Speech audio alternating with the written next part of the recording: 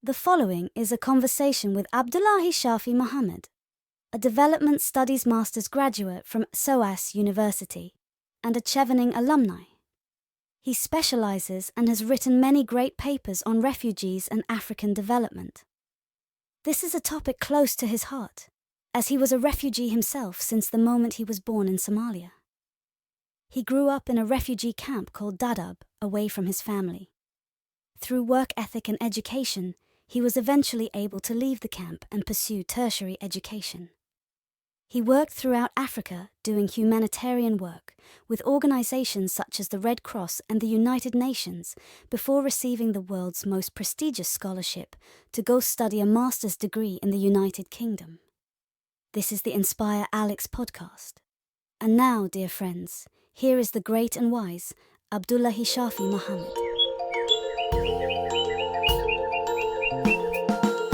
The Inspire Alex podcast.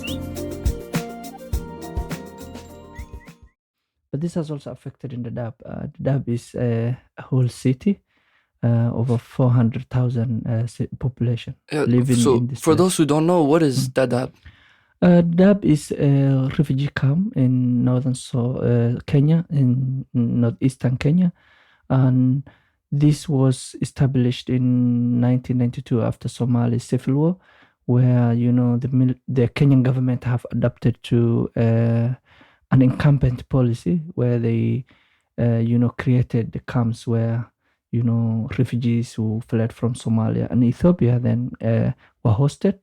And these over the years grew up into big cities, And Dadaab is that place. These are people who are living with the support of the international community, especially UNHCR runs this.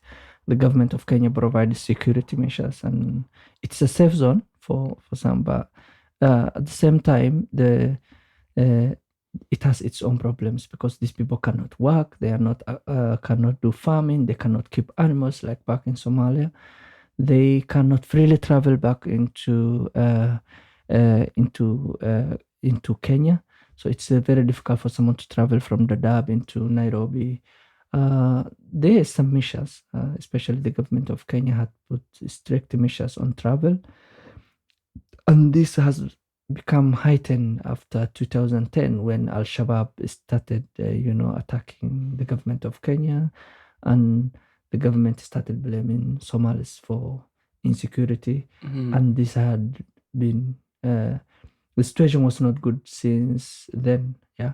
So essentially, Dadaab is a refugee kind of complex that kind of turned into a city, right?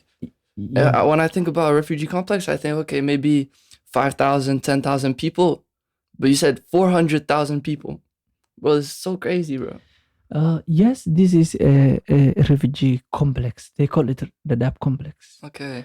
And yeah, it's that big, and it has grown up into cities. There's a lot of things going on in Dadaab in terms of success stories. Mhm. There are over 20 elementary schools, over around 10 high schools, and because of the internet and all, these breakthroughs, there are colleges that have campuses, and one of the biggest universities in Kenya have a campus in Dadaab, Wow. where the refugees go. That's Kenyatta University. And there's a lot of things going on in this place. So economically, some people really do really well. Yeah. Okay. No, you're good, bro. Yeah, so, and, because we talked a lot about Dadaab, we had many conversations, even about many things going on in Africa. But you actually are one of those kind of success stories from Dadaab, in my opinion. Started from Dadaab now, got a Chevening scholarship, became a master's student at one of the most prestigious universities in the UK. And you came from Dadaab, right? What age did you arrive in Dadaab? Dadaab is something very close to my heart because I call myself as a Dadaabian. That's my nationality. So this is a place when I came around the age of 10 to 12. Unfortunately, I don't know my date of birth, so kind of an approximation, guesswork. I was around that age when I came to Dadaab. I used to stay with my aunt who took me to school, and then I went to school there. In Dadaab? In Dadaab. I went to primary school and then secondary school, and I was one of the very few refugees who were able to get tertiary education. There was two different, ways when you finish a high school in the Dadaab camps. You either, if you have to continue your studies beyond high school, you're either very lucky to be the 1% who gets a scholarship, and one group goes to Canada, and the other group goes to local universities in Kenya. So I was not the best student in my school, so though I was one of the top 10 students in my school, but I was lucky to get a scholarship to join a local university in Kenya, and I was sponsored by a program called DAFI Scholarship, and that was constituted and funded by the government of Germany. And Albert Einstein, Albert Einstein was a refugee at a time. He fled from Germany into the US, and because of that, there was a scholarship that was created under his name, and the government of Germany proudly, sponsors that, and I was one of the beneficiaries. I'm so grateful for that. I happened to study, and after that, I was very involved into community work, doing some humanitarian, And stuff. that's after you left Dadaab? Yes. Even within Dadaab, I used to act as a translator or interpreter because I was able to speak English and Somali, so I was helping, refugees to access, UNHCR services.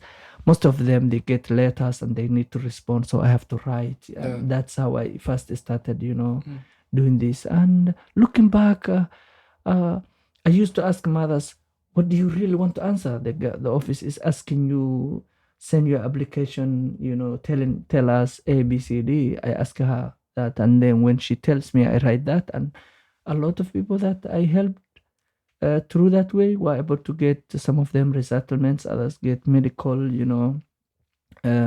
attentions. And I started at that age in Dadaab, and growing up, they say, he who much is given, much is expected. And when I got a scholarship, I have to start, finding a way to find a living as a person and also to give back to the community. And some of the things I used to do for the community were, mentoring students, teaching sometimes. At one point, I taught English in high school. I don't know if I told you that before, but that was a short time, yeah. But one thing you did tell me is that before you arrived at Dadaab, you said like around 10 years old, you hadn't been to school before. You started your schooling actually in Dadaab. Yes, my first time to see a classroom was in Dadaab. And to be honest, it was not a classroom. It's traditionally a class, but we had a blackboard made of wooden, and our classroom was under a very big tree, and the students sit around. You either sit on a collected stone, you grab it from somewhere, sit on it, or empty cans, or you just sit on the sun and then you study. And that was my first classroom. And I remember the list of all my classmates. Oh yeah, what did they teach? Classmates, at that time. Because at that time, it was my first time I started, before starting school, I have gone to Quranic school. So I could write and read Arabic at that time. I don't speak Arabic, unfortunately. Yeah. But when I went there, they started teaching math. Our first class was mathematics. I remember the teacher came into class and said, "Good morning, class." And everybody stood in the class, and then they responded, "Good morning, teacher." And I was the only one seated on the ground. I read the environment, I stood, and then the teacher said, "Sit down." And everybody sat, and I was the only one standing. At that time, I was I think, the eldest in the class, because the rest were very, very young, and that was grade 1. So yeah, that's how I started. They started teaching us numbers, alphabets. So basically, they were teaching English. They were teaching Somali, because these big populations were taught on how to read and write Somali language. They were also taught Swahili, but Swahili started after grade 4.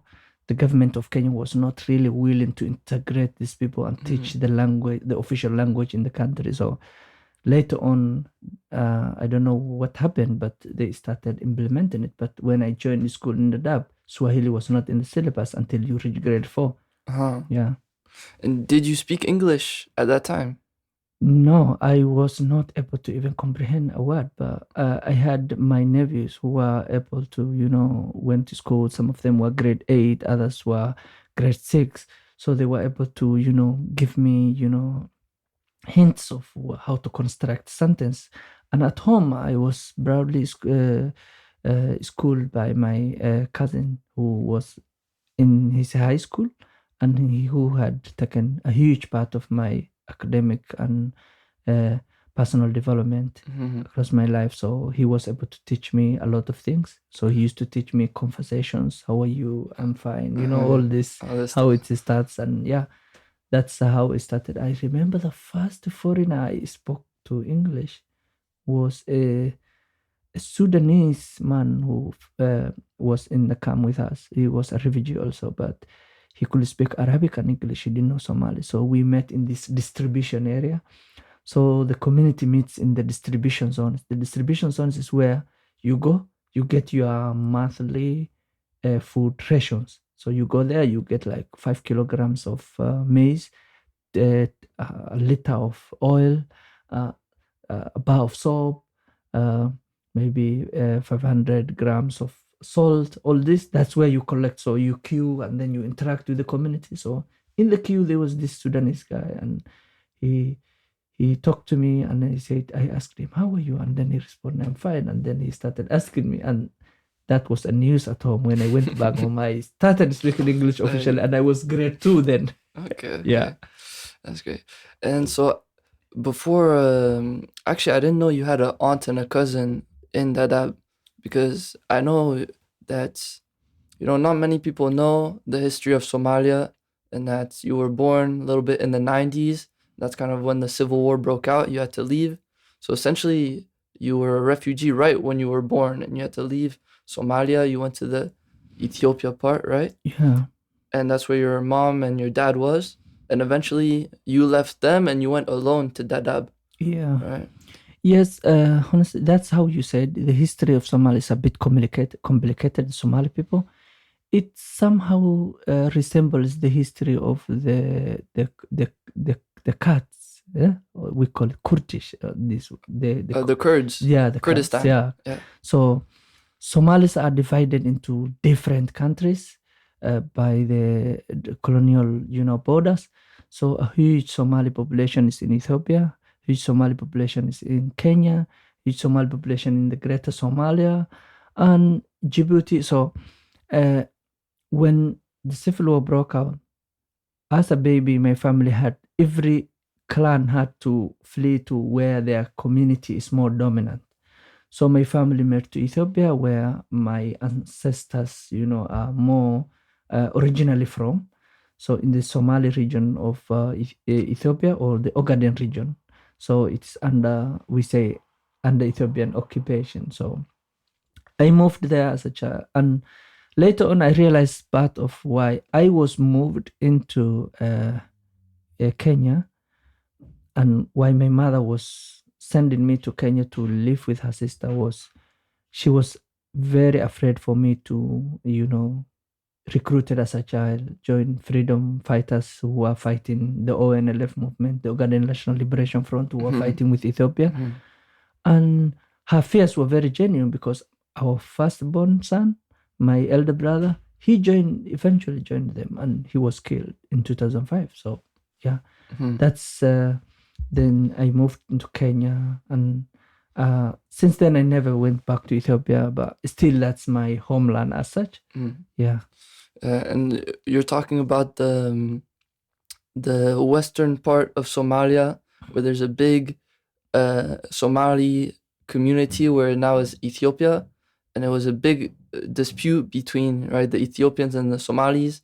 Somalis wanted to take back Ethiopia, so there was a big war, right? Yeah. And Yes, the Ethiopian Somali war has happened many times. In 1964, there's the Ogaden War, and in 1977 there was another war which Ethiopia almost lost the whole land that it occupies, and then the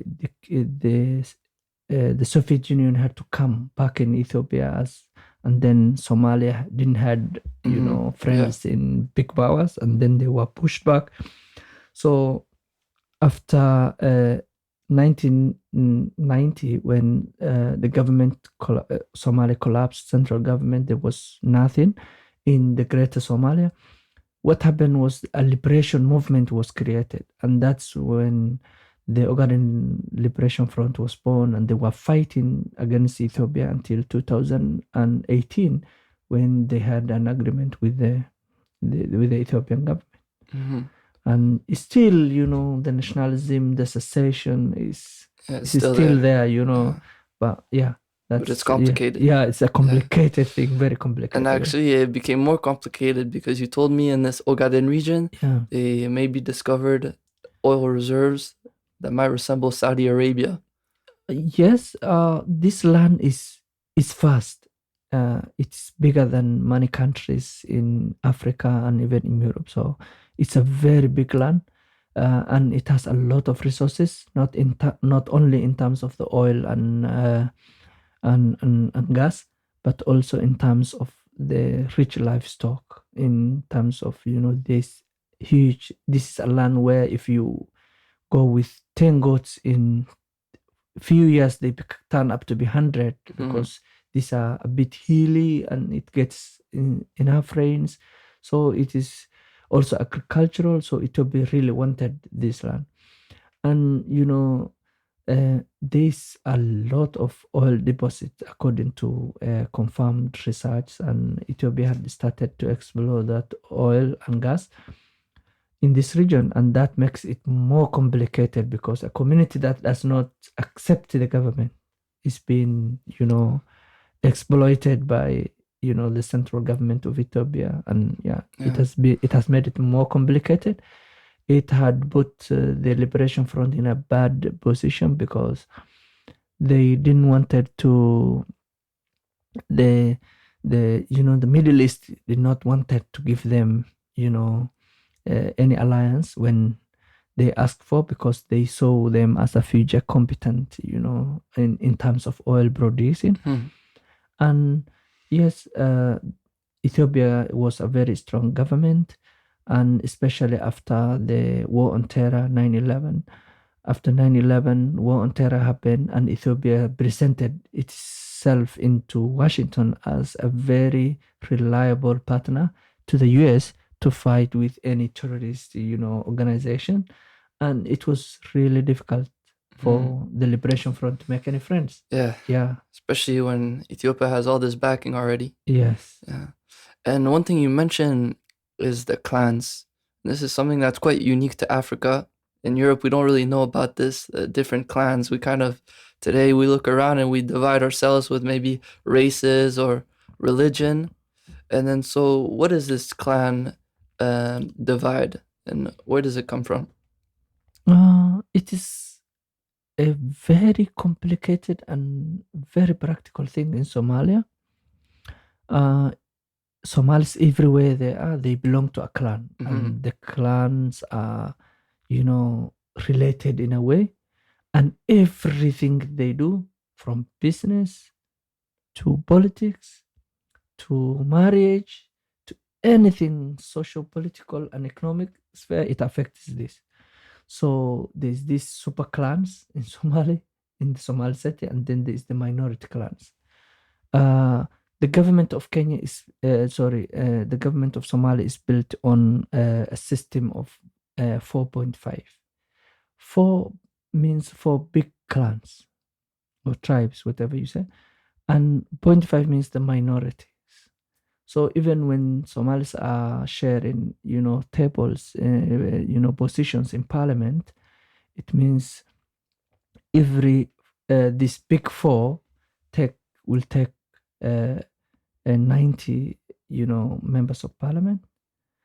These other ones, the 0.5 is smaller groups, and these smaller groups are clans. Some of them are from Asia, but they're Somalis, but they're originally from Asia. Others from Arabs, a mix of others are they call Somali Bantus. They are originally said to be from East African countries, like all the way from Tanzania, Kenya. So they are Somalis, but they don't get a fair share, and the clan thing is so effective that it can either kill you or cure you at the same time. To be more specific, the Somali president can go into either of one of the two big tribes. No one else can take the president. If one of them takes the president, the other one takes the prime minister.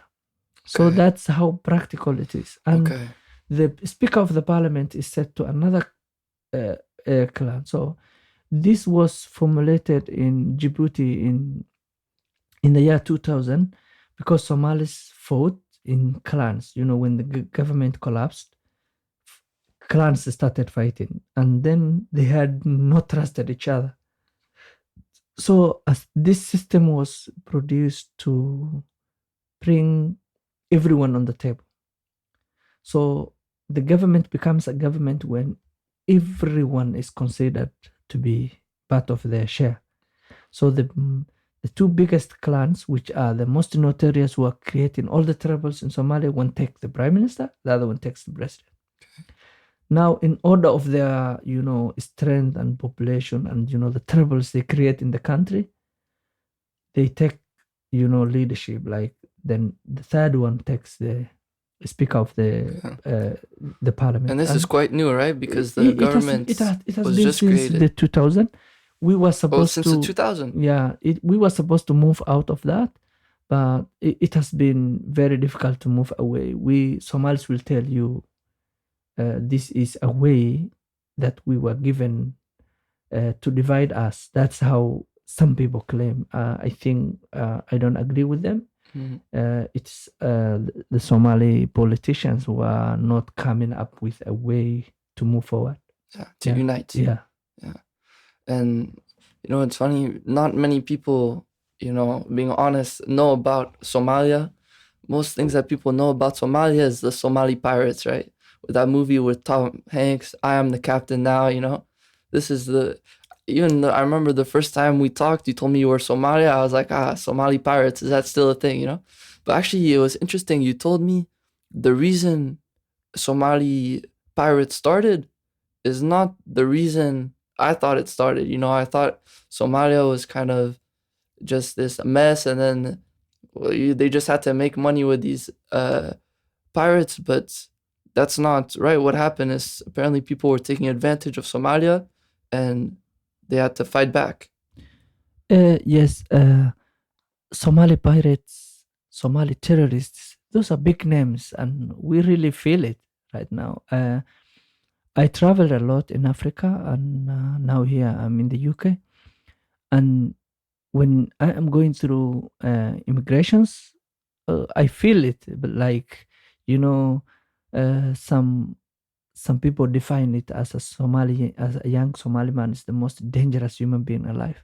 That's how they say Really? And because we are identified with all these stereotypes, and they go very far, and these things are commercialized, they are politicized.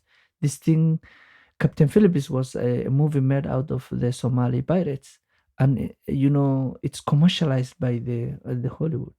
So, and on this other side, it's highly politicized, because when America said, well, they are fighting with Somali terrorists, we have terrorists as such, but not every Somali is a terrorist. And all this international media only picks, those bad spots. But going back to the situation of the Somali pirates and how they came to be, Somali pirates were from only 2 regions out of the 18 regions in Somalia. So, and they were in Puntland and where they call Galmudug. So these are small areas who were able to do fishing. Somalis don't do fishing despite having a very, very long coastline. One of the longest coastline in Africa. And we have the Indian Ocean and we have the Red Sea.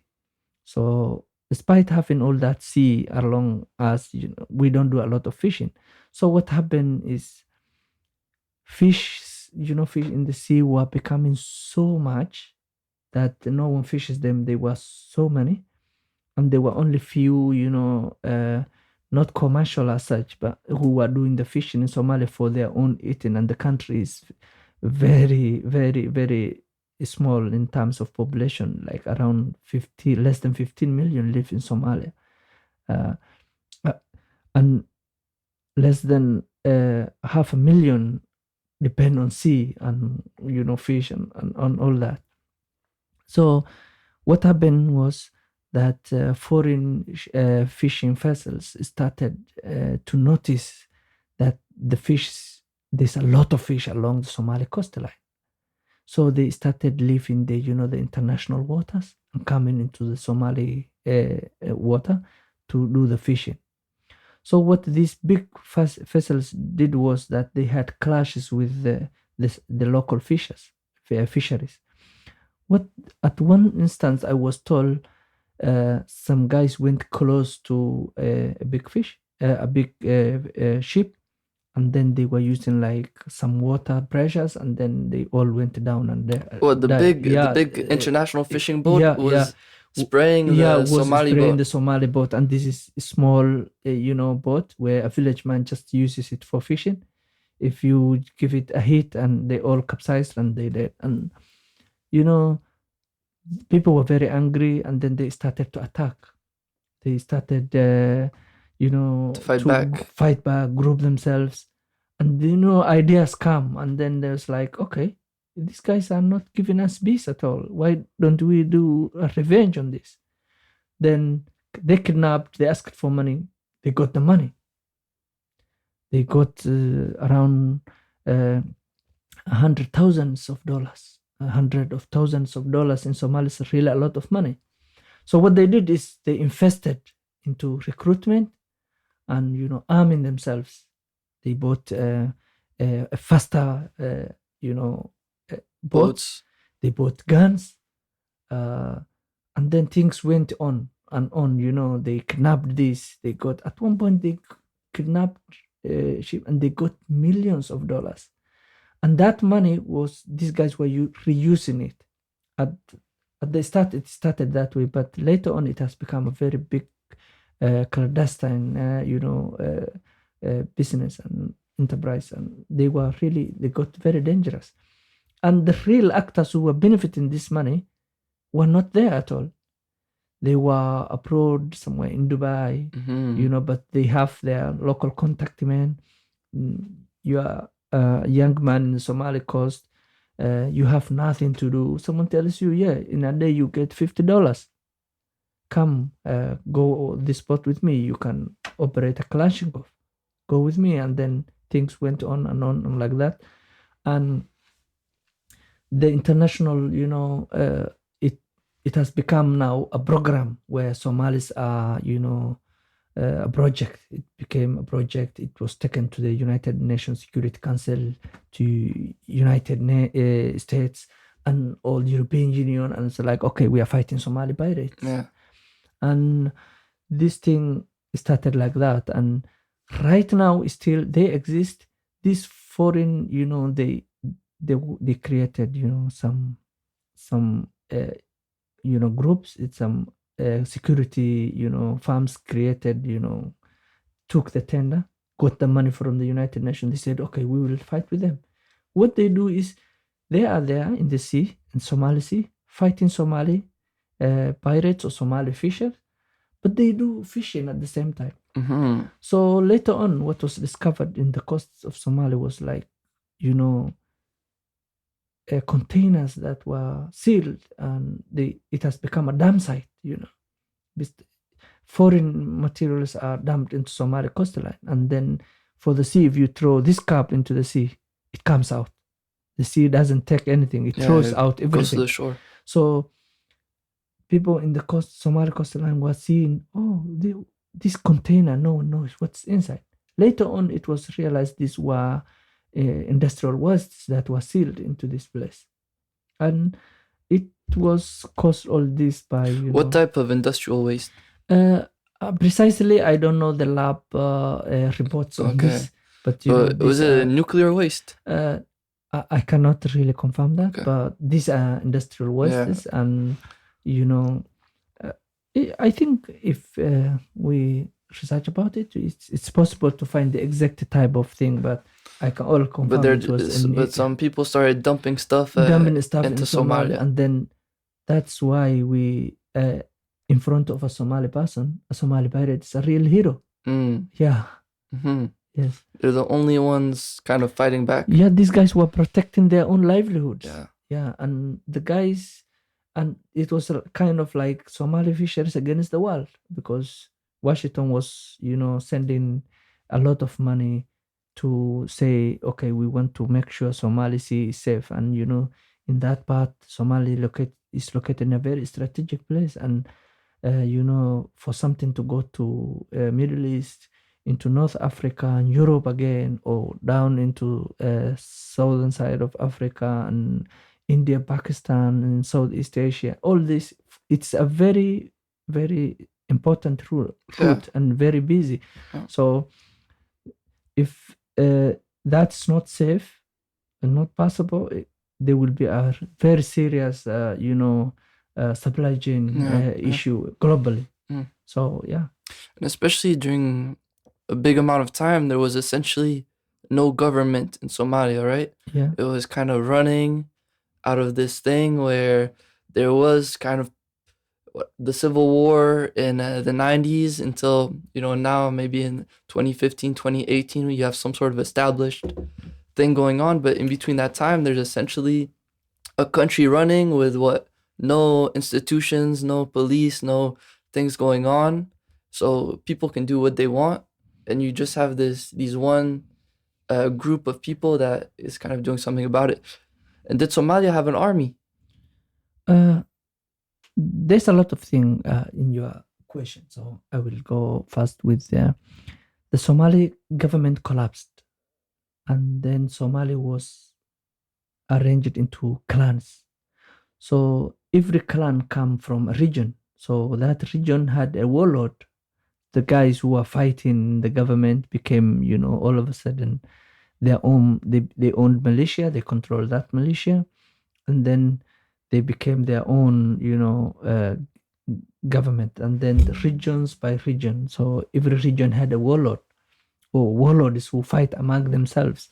So in the early 90s, from 92, 93, all the way in the 2000s, these guys were in control. Every clan had a warlord, and they control in that. Even if it's a village or a city, they control. Like, for instance, the city of Mogadishu, Somali capital city, had over 4 warlords, and each one of them had a zone to control. One had an airport, the other one had the seaport. The other one had the land routes, where it's connected. So they had what they call the green lines to border them. Green lines means once you go off here, you left this territory and you are in another territory. It's kind of a complex arrangement. So once you go to the other region, it's controlled by a clan. And that clan goes through their clan warlord and all that stuff. So if I leave zone A and I move to zone B, if someone from zone B says, this is my guest, is under my protection, no one touches you. Sometimes you are attacked. If no one is taking care of you, you are mugged, or anything can happen. So For a long time, there was such kind of arrangement until when a big shift happened in the year 2005. In 2005, the Union of Islamic Courts came into being. Union of Islamic Courts was Somali, religious scholars who said what's happening is not unbearable now. We cannot go this way. And then all of a sudden they started, having representative in every region. They united, and then they started fighting the warlords, and they founded kind of a small government. What they did was when for 6 months they ruled Somalia. And that 6 months, it was the most peaceful 6 months in the entire history of Somalia. Mm-hmm. So the problem was there was some foreign, extremist ideas that were at play within their leadership. As later everybody will have realized, some of them were members of Al-Qaeda who went to, to Afghanistan, to other places, and who had an agenda.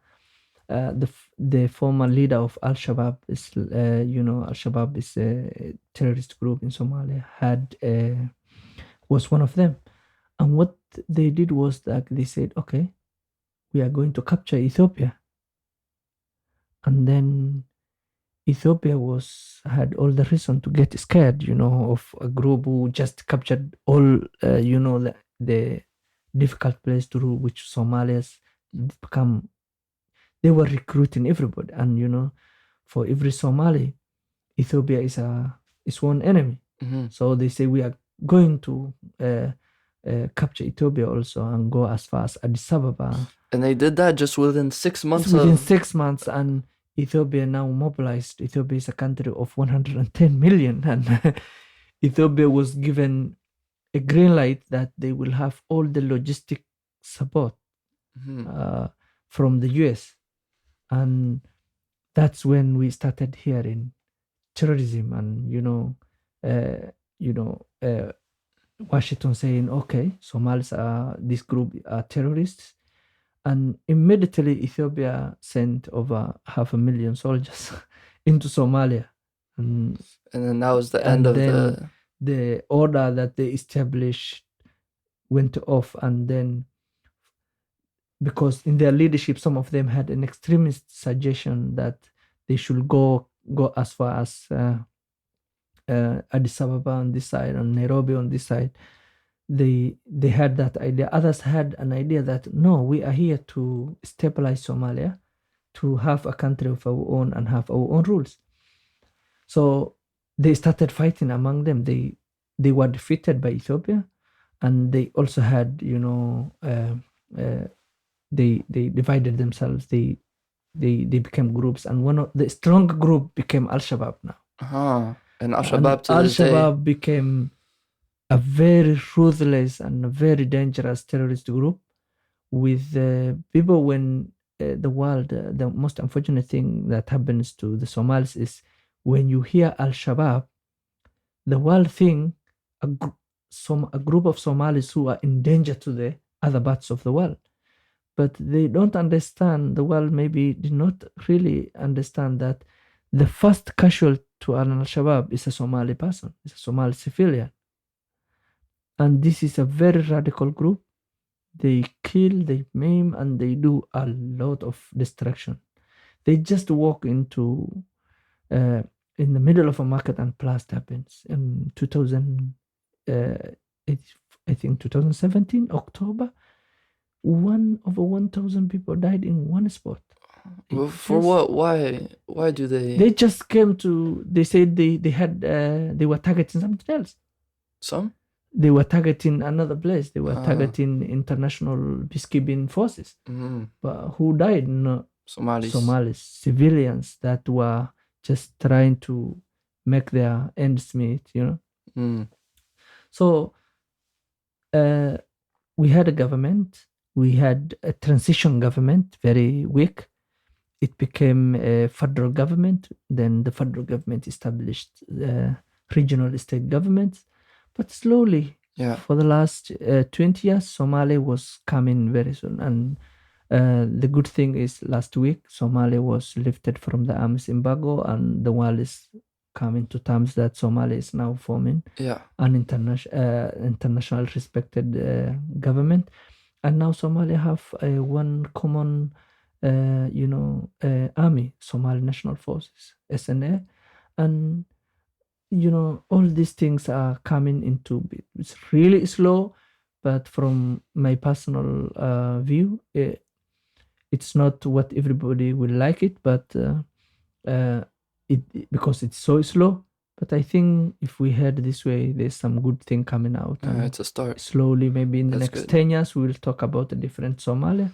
And maybe December this year, within this month, end of this month, we are expecting a debt relief from the IMF for Somalia to be cleared, so that we can be able to borrow internationally for some international finance. We can be able to finance national projects like roads, Okay, very good. things like national projects, factories, so we can bring back Yeah. agriculture, livestock, and all this into Right. something productive. Yeah. No, it's good. And I think that's important that the international community, starts involving and backing Somalia, because, we can even see this with now like Russia and other countries. We can't keep pushing away countries. We need to integrate for there to be peace. It's not we keep them away, try to attack them. No, we build relationships, and that's how it's gonna grow. Yeah, honestly, I think Somalia will be very, very lucky if we are able to stand on our feet right now. Now there is a Somali community literally in every country of the world. Yeah. So maybe if Somalia is one country that can send an ambassador that speaks in their language and who grew up in their own country to every country in the world. Mm-hmm. So we have the Russia community, Somali Russian community who went 30 years lived in Russia, the ones who lived in Ukraine, the ones who lived in the UK. And yeah, Somalia could be a very, international country where, all the people who are fleeing, live in the country, who are living in other places of the world, can come back and, come back to contribute to the nation. Let's hope. That is a hopeful way we hope to see one day. No, it's funny. It seems Somalis are everywhere except Somalia, Yes. But no, let's hope that it happens. But it brings me back to what we were talking about last time about that guy that tweeted, something like, I think he was from Ethiopia, but refugee or something, but he says something along the lines that the further I go away from home, Ethiopia, the freer I get. And do you think a lot of Somalis maybe share this, and maybe they don't want to go home? Maybe they feel like they want to grow a community of Somalia, maybe outside and not to go back. Yes, that guy was quoting a Somali Ethiopian. They said Somali from Ethiopia, a refugee who was interviewed by the United Nations. Then the boy said, the farther I go away from Ethiopia, the safer I feel. And my challenge was, how long should we flee from home to feel safe? Or where will we go anymore? Like we have been fleeing for the last 32 years. That's a ridiculously long time. So that was why I was asking. He himself left in 1977. He's a friend. I know him. He moved to the United States. So from 1977, he was still, people are living every day. But at the same time, they say no one leaves home and put themselves into the sea if the sea or the mouth of the shark is not safer than home. Everybody that's living home has a reason to flee. Mm-hmm. And not only to the Somalis, but to every human being. If you see someone leaving their country or fleeing or leaving home, there is a reason why they leave. And you can imagine leaving home with nothing. When you are leaving, you just leave. Some people leave their loved ones because if they come back, they are not sure whether they will be safe. This I have particularly understood when I was working for UNHCR, and I have interviewed over 1,000 Somalis, and every question I was asking them was, "Why are you leaving home?" And that's part of the refugee status determination that you used to ask for the reason for flight. And that's when you will see why do people leave. And if you ask them, how did you leave? Someone will tell you, I went to school and I could not get back home because it's fighting started happening between the school and home, and I kept on running away from the gunshots. What, like there was some Yeah. firing going on while they Yes. were trying to go home? Yes. And so The fighting will end up into your door because the guys fighting, some of them will find shelter into your own room, and then it is put into the ground. And that is how, deep and gross things can get. And yeah, different reasons, different ways. People live in different ways. And when you were interviewing these people, was it in Dadaab? No, it was not in Dadaab. I worked with UNHCR in Nairobi. I worked with them as an interpreter because of my Somali and English. So I was able to go to the interview and then, ask them all that question and, relay the information into the UN. And then later on, I got an opportunity to work with the same UN HCR in Niger. And in Niger, there was a program that was, established by UNHCR in 2017, where they were trying to, in 2017, the European Union stopped people who are crossing the Mediterranean Sea from Italy because there was so many people who were reaching the border. So many people were dying on sea. And what the European Union did was like they established Libyan coast guards, and then they said, we are supporting you. No one should cross from Libya into Europe. So what happened was everybody who comes to the sea, they are arrested, they are put into a detention center in Libya. So what happens in these detention centers is Libyan warlords come. They collect like 1,000 migrants, put in their own detentions, and then they ask for money. They tell you, okay, pay me 1,000, and then you go out. If it's a woman, they sexual assault. And, because of that situation, the United Nations have realized how things are happening, and then in cooperation with the European Union, they said, okay, we will create a program where we will interview, we assess and admit into Europe those who we find have genuine reasons to fly.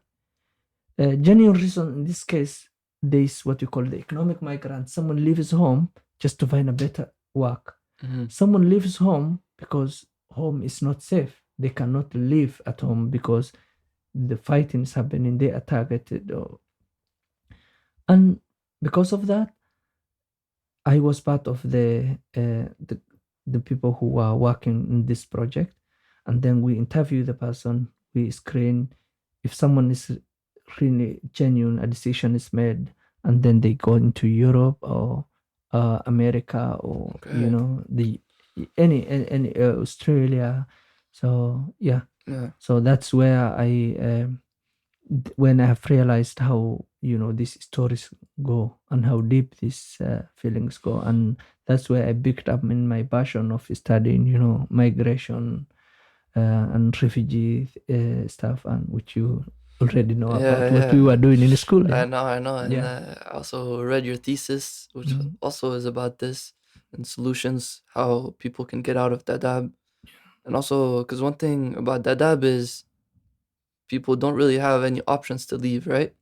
And before there was some options to go into Kenya, But now Kenya government is a little bit sick of getting people in. So now people don't want to go back to Somalia, and people can't enter in Kenya. So they're stuck there. There's no more opportunities for the people. Yes, this what's happening is I told you earlier about the Dadaab. These people lived there for the past 30 years In Dadaab. in Dadaab. Some This is people basically live- their home now. Yeah. So they are Or told some you- people born there. Yeah. So they are told go home. And the question is, if you were born there and you are now 30 years old and your daughter may be 6 years old, you are told go home. Where is home now is the question. So the United Nations have 3 ways of solving a refugee crisis. In one way, they say, okay, the person is granted asylum, and then they integrate into the community, and then they earn a citizenship. That's what most of the countries in Europe do, and it's called resettlement option. The other option they have is they have repatriation. They have to return to their original home. And there are conditions to that. And the conditions are, okay, you are supposed to go back to your original home. If home is safe to return, if the conditions are livable, if there are prospects in life, like if you go back to, let's say, the people in the Dadaab go back to Somalia, they should be able to get safety and security physically. They should have health care. They should have legal access, that they should be accepted, as members of the community. So the other one is resettlement. A third country is sent to this. So what happened when Trump became the president? He said straight, okay, no Somalis will come to the United States. There was a list of long countries. Yeah. So Somalia was part of that. So that list. message in I the Dadaab remember was, that, the Dadaab, you cannot come to Yeah. to the United States. And that was a big problem back home. I remember when Biden got elected, there was celebrations. Really? And in this Dadaab, I'm talking about people follow world politics like every day.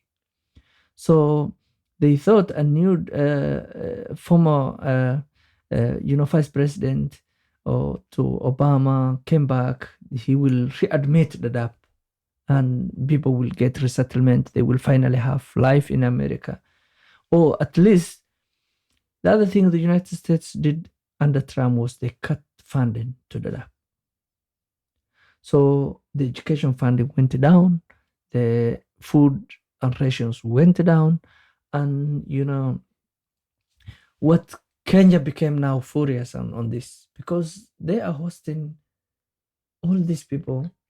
No one is giving them external support. The United Nations has no money, and other refugee crises went on top of the agenda, like the Yemen, Syria crisis went very high, and then recently the Ukraine issue went very high, and then people forgot about Dadaab. Now the government of Kenya, now this responsibility lied on their shoulder. They are hosting all these people. They don't have means, because this is an African country struggling with their own economics, and it was really a complicated situation. So what did the government of Kenya did was like, okay, you have 90 days to go back to Somalia, Dadaab, just straight like that.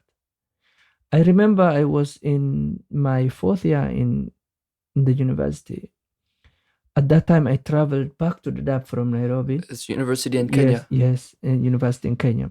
And every semester, I have to get what you call a movement pass, where I should go to the office, the government office in Dadaab. I ask them, I'm a student. This is my student ID. This is my admission number. This is the fees. My fees is paid. I need to go to the university, and then they give me. They check when the semester is starting, so they give me like 4 months travel document. So I traveled back to Dadaab, and the government of Kenya disbanded the whole office that was supposed to give me a movement bus. Huh.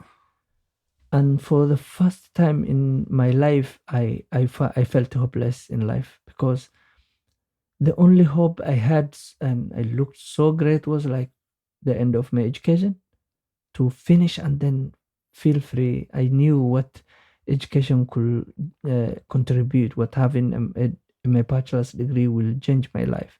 Even if I go back to Somalia without a degree, because 3 years I have not finished, I still have 1 more year. It means I have not gone to school to study at all.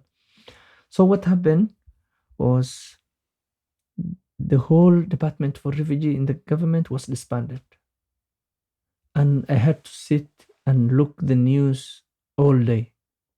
All day I had to go to my friend's house, and where he had a TV, I have to look what's the government saying. And finally, the UNHCR and another organization called Windel Trust International, which was implementing the education program for Dadaab, were able to go to the parliament, to the government, and then we were given a window for a week, and then a committee was named, and then they started giving us a letter. And the same letter we were given is a unique letter, but the letter heading still says the Department of Refugee Affairs. Traveling that day, I had to get interviewed by police for 10 times in the checkpoints on the way. They'll tell you, look, you don't know this department was disbanded by the government. You don't hear? The police have very genuine, questions. And say, yes, but, a committee, we are not aware. Yeah, and some African police, bro. African police will they don't kick care, your bro. ass. It's so easy, yeah. So finally, I was able to go back to school, and then that's when I felt kind of representation is needed for the refugee students, between the refugee students and the university. Then I went to the university. The university was very responsive. I ran for elective seat, and then I was elected. And then after that, I was able to have very direct connection with the university board of management, where if there's any refugees feeling any problem, they were able to come there. And the university is very powerful. It's an institution in the government with a lot of connections. Oh, really? And all the politicians out there went to this school, and then things were... It's a university in Nairobi? Yeah, it's a university of in Nairobi, yeah. Okay. And actually, you told me about this university, that there's not 10,000 students, there's not 20,000 students. There's like, 100,000 students. I think one time when I was in the student body, the university had 73,000 students. Wow. This is a very big campus. That's huge. Huge. The campus is huge. The campus is really, really huge. From one end to another, it takes you like over 20 minutes to walk. Wow. Yeah. It's How many really of big. the students live on the campus? A lot of them, like over 50% live Wow. within the campus. So you have like 25,000, 30 students in this one students, place? Yeah, and there's a lot of, student life there, Yeah. They're all these games, football, swimming, games, all these things happen. And it was lovely to be in that school. Yeah. And so you had the scare where you went back to Dadaab and you almost didn't finish your schooling, but you went back and then you get elected. I always joke with you. I say you're a politician, but in the good sense of the word. But this was really the start of your politician career, right? You were elected in, what was the role? I'm yet to identify myself as a politician. You asked about my role, right? My role was to represent international students, because the university didn't have any representative for the international students. So what I did was I found the gap. First, I went to the student constitution. What does one need to become a student leader? And if the student constitution was saying like you must be a Kenyan citizen and a student. So I'm a student, I'm not a Kenyan. There are 1,000 other students who are students but not Kenyan. And I was like, who is responsible for these people? And I went to the student chamber, asked them, listen, student affairs, I need to understand why we don't have any representative. And then the university was like, okay, we will have to meet a committee and convince them that you really need someone to represent you. So I had to mobilize, collect signatures, and then table all the reasons. And then they say, okay, yes, we find it genuine. And then international students need to have a congressperson. And then I went for election. I competed with one Nigerian friend. He's a really good friend. I was elected. And I had to, organize my whole, constituency. And the university in one way also benefited by getting, a lot of becoming, the best host for international students. I had to go to the university, ask them for specific, accommodation requirements where students are safe, where they can keep their things, because students will stay longer than other students, because for short holidays, like 1 week breaks, they cannot go back home.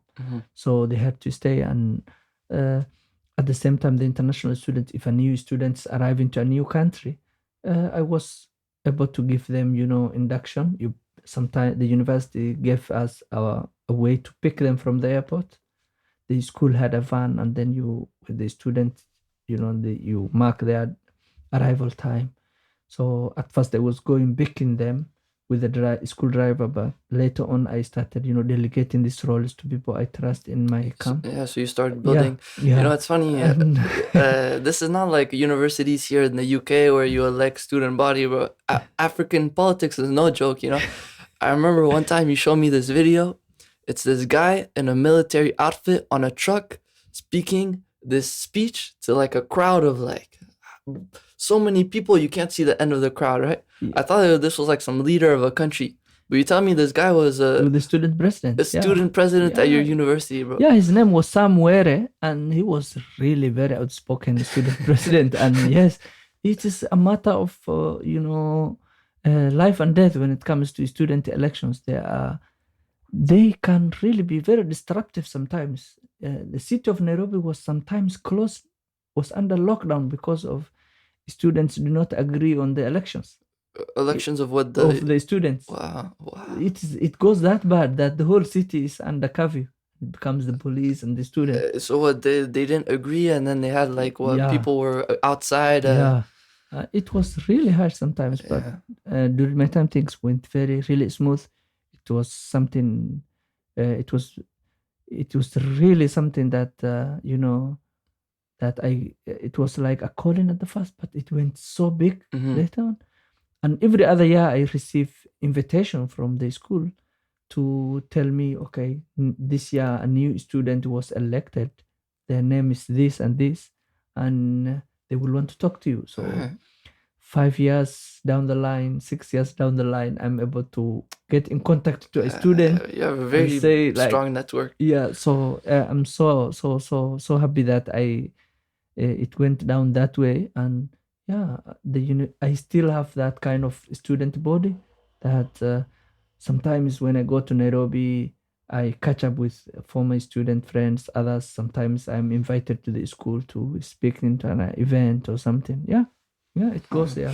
I remember you even had an office and people working for you. You were delegating things. The students have a budget. This is like, in the sense of, I think the university had an intention of teaching student leaders like how real governments work. You need to have a proposal, a budget, annual budget on what kind of activities you need to be funded, because every student in the university have a contribution on top of their fees to the student body, like a small amount. It's not too much, but all this big number of students, and everybody pays something, it's a huge amount of money to run.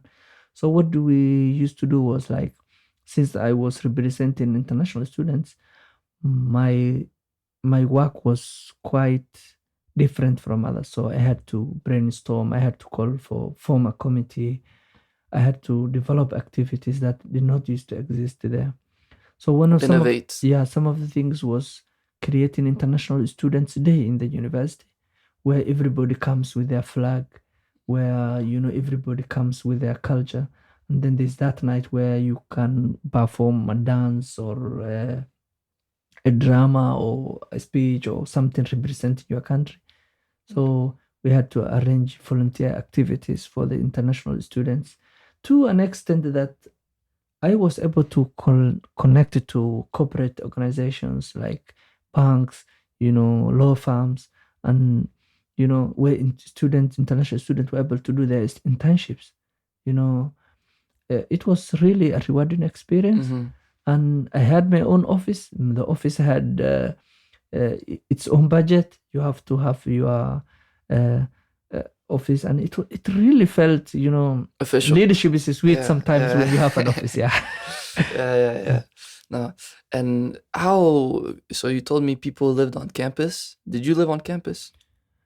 Yes, I lived in campus. Yeah. Okay. Yeah, I lived in campus, and it was really nice to live with sometimes, some problems, break-ins into your room. Some break-ins. Yeah. So I remember one time you told me a story. So there were some break-ins. In Africa, they don't like many things, but one thing they don't like is thieves, bro. Yes. And you told me this terrible story of this guy that got caught in action. Yeah, this guy was caught, but the thing why I don't forget is that my cousin gave me a laptop. It was Lenovo, and it was really nice at that time. I was doing IT. It was my first year. I was so much in love with the machine I was given. I was able to do my little programming on it, and then my room was broken into, and then my phone and my laptop in the charger went. It was so depressing. They were gone. They were really gone. So the week after that, these guys tried to break into a room downstairs, and then they were caught doing it. And then there were two escaped, and one was caught. There were 3 guys breaking in. Yes. They're caught. They run away. Yeah. 2 of them ran away. They escaped, but one was caught. He was the one inside the room, removing something from deep into the room, and he was beaten to death. By a mob. So who caught him? Who saw them?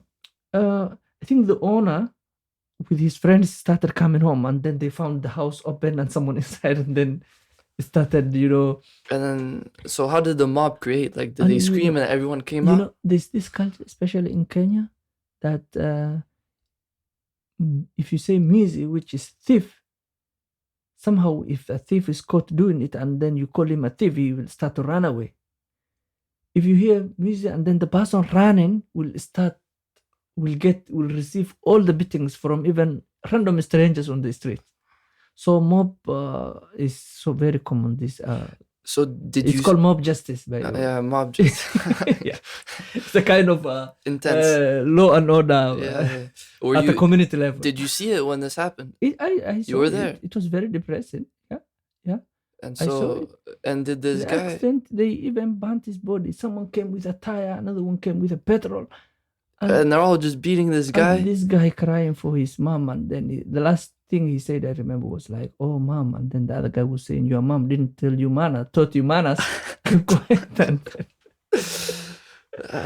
Yeah, that's terrible. But okay, mob justice. Beware. Yeah, so it's a level of like community kind of justice system. Yeah. Okay, and so that was your experience in the University of Kenya. Yeah. And did you work in Niger after that or before? No, immediately after the university, I worked in Nairobi for about a year. Then I went to Niger after that. Okay. Yeah. Because Niger is also, this summer we were following everything that was going on. Us French, we had a lot of stuff to do in Niger. Bro, I was following the situation like it was some TV thing, For people that don't know, there was a coup in Niger where eventually the army came in, or they wanted the French people to go out. Is that what happened? Unfortunately, this happened after I left Niger.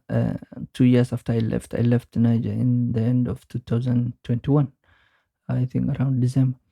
But Niger is a country, one of the richest countries in the world, and they have very, very, very welcoming people. Yet so poor. Yet it's so poor. I really love this country. It's really a great country. I had one of my amazing times in life in Niger, and I lived in Ethiopia, Kenya, Somalia, all these places I lived, including the UK. I never felt home like I felt in Niger. So you will really feel the level of deprivation, the way poverty is so in the open in Niger. It's so much in the open. You see people who are even getting blind because of lack of nutrition and shelters, and because of the harsh environment. Niger is one of the hottest countries in the world because of the uranium, the desert, and the Sahel region. Yeah, Sahel region, yeah. And this country had never had an election before, I think February or March somewhere in 2021 when I was there. They never had a democratic election. They had some other ways. The coup was very common, military instability. A lot of these were very common. But Niger had this kind of election. And when you are in Niger, to be a French, I think it's good and a bad thing to be a French, because everybody speaks French. That's so nice. Yeah. Because people are very welcoming. You are able to integrate and interact. You see a lot of French people presence in there. But at the same time, everybody is blaming the French government for what's happening in this country. This is a country that's, I think, third leading country in uranium production in the world. And they only have less than 10% of electricity access. Mm-hmm. There's no health care. There's no education. I even had Niger try to change their system of education to teach other languages, and the French government refused for them to change from French to another language. I don't know which language they really wanted at that time. So I could feel, the people, feeling very much exploited, everybody saying, our life is not supposed to be this, but France is taking every bit of our resources from our country. And then the coup happened, a military guy came over, removed Mohamed Bazoum, who was the president-elect. When I lived in Niger, before becoming the president, he was the minister for Interior. And UNHCR closely works with the Ministry of Interior, because we were admitting people through the immigration, and immigration is a department in the Ministry of Interior. And at one point we had I have attended events that he came. I did not personally interact with him, but you've seen him in real life. I've seen him in real life, shake his hand. Yeah.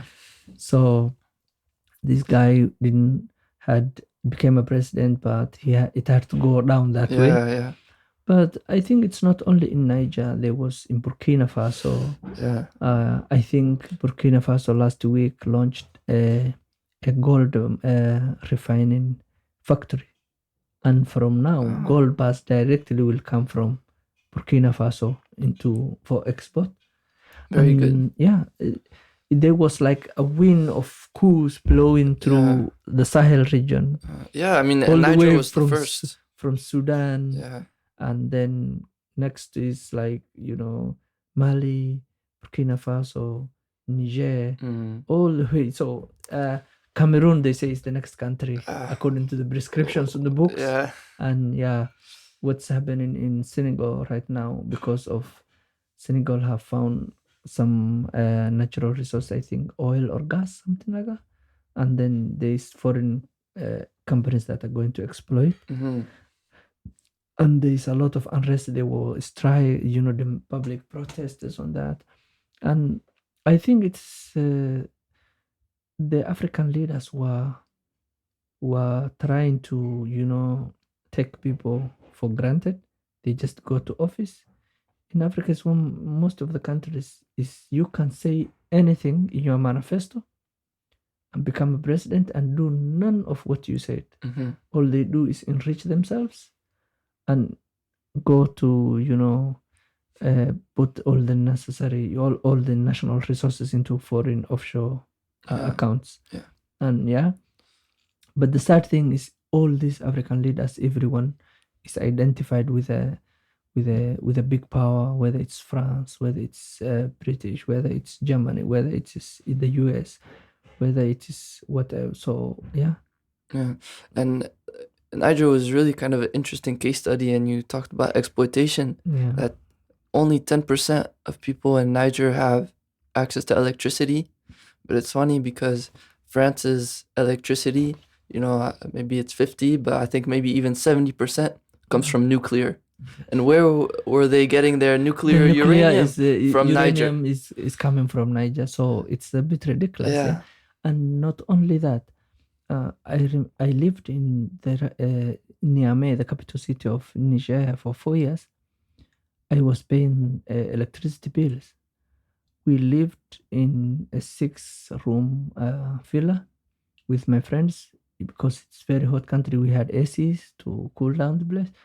Can you imagine every week we were paying an electricity bill of $100 every week?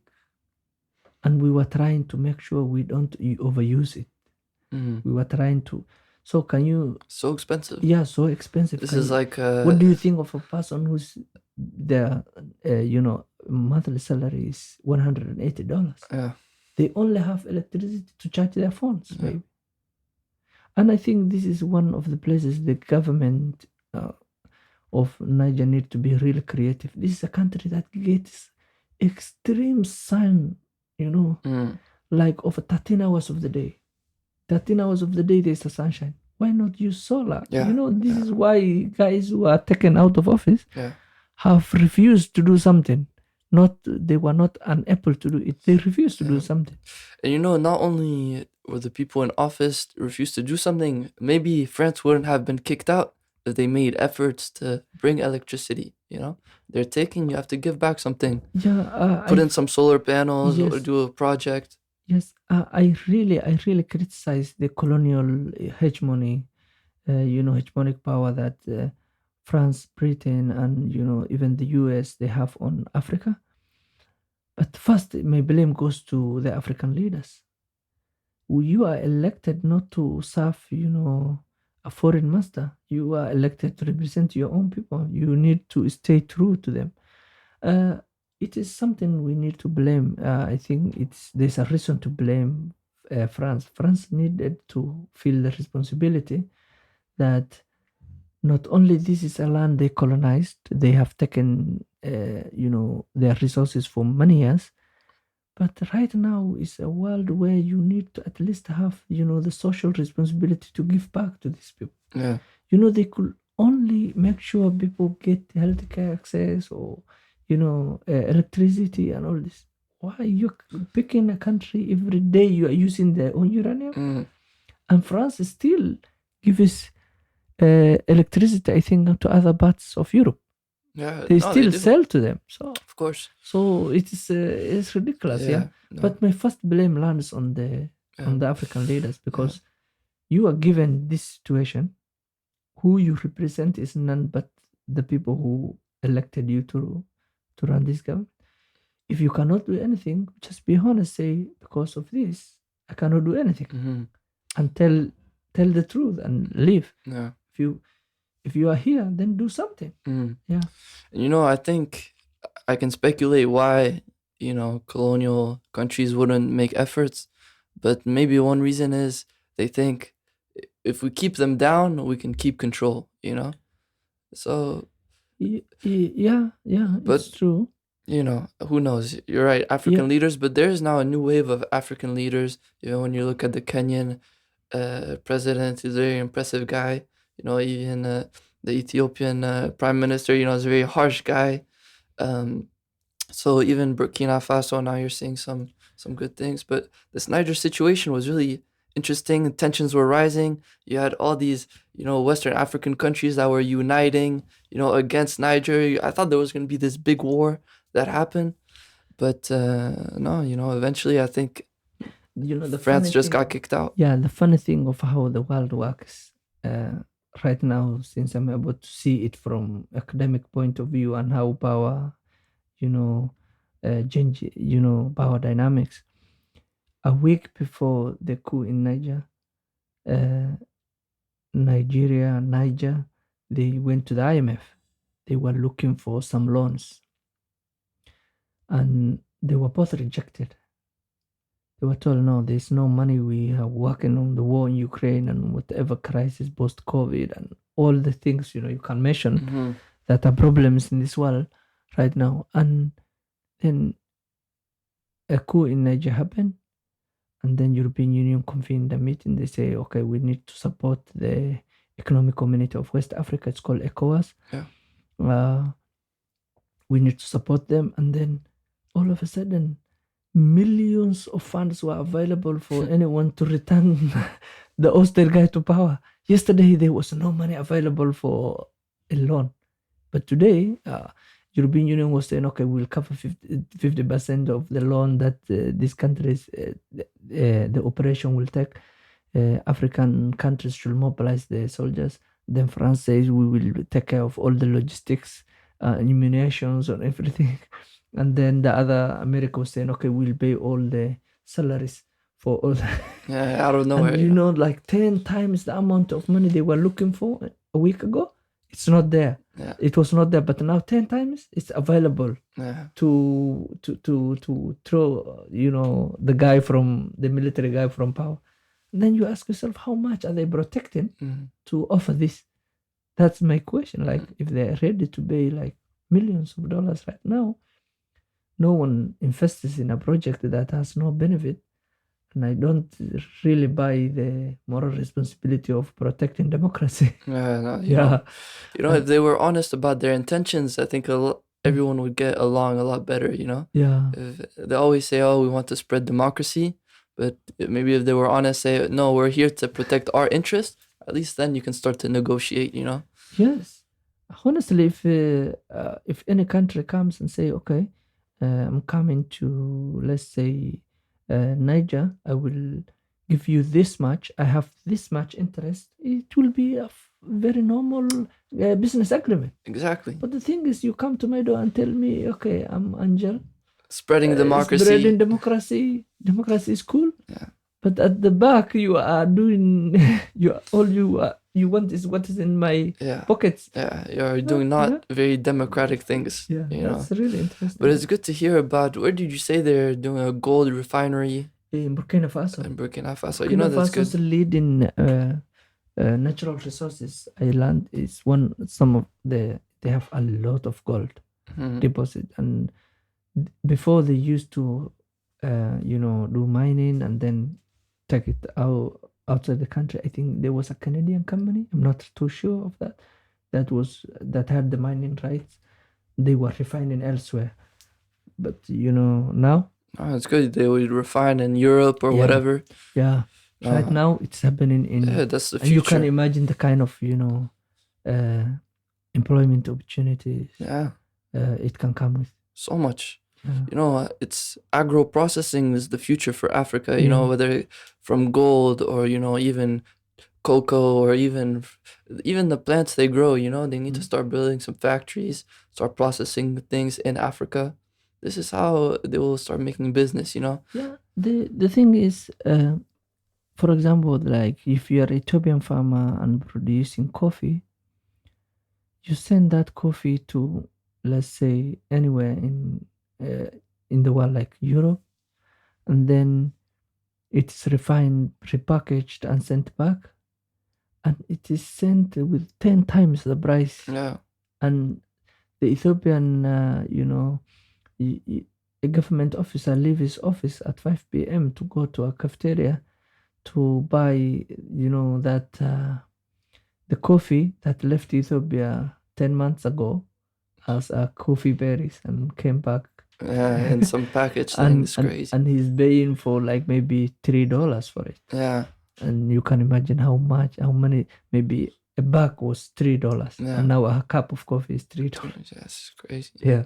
Crazy. So, yeah, it's a lot, but my blame goes to the African leaders for not thinking straight, not thinking innovative. Yeah. But it's good that now we're starting to see somewhat of a change. We'll see where it goes, as you said, 10 years from now. But even some people don't know, but Somalis are notorious for being some strong businessmen. So they've been trading for a long time in history. So maybe, who knows, even some businessmen in Somalia might come and revolutionize everything. The thing is, there's always hope that people will do it differently. There's kind of the information revolution age we are in, in this generation. Before, people used to depend on the mainstream media. Now social media came, and then you can listen anything and understand things from different perspectives. For example, I remember growing up, the source of news was the BBC Somali radio. I can only imagine how much influence it had on my life. All I wanted to come into London to see where BBC headquarters is, because that was the fancy thing every household. A big deal. And we were being fed by information from BBC, means information approved and edited by the United Kingdom. And what does that tell you? Means the amount of how information was able to rule everybody into their way. Right now, you need to go to Facebook and see what's happening. You need to go to X and see what's the other version of the story. And that's why I think it's so difficult to have one way of information, one right way. Right now, the mainstream media is no longer the favorite for information. I think that's why everybody's aware of what's happening. That's why many populations, normal civilians, are getting understood. They understood the game. So when you were listening to BBC Somalia, that was when you were in Dadaab? Yeah, when I was in Dadaab, yes, I used to listen. Did they have internet when you first got there?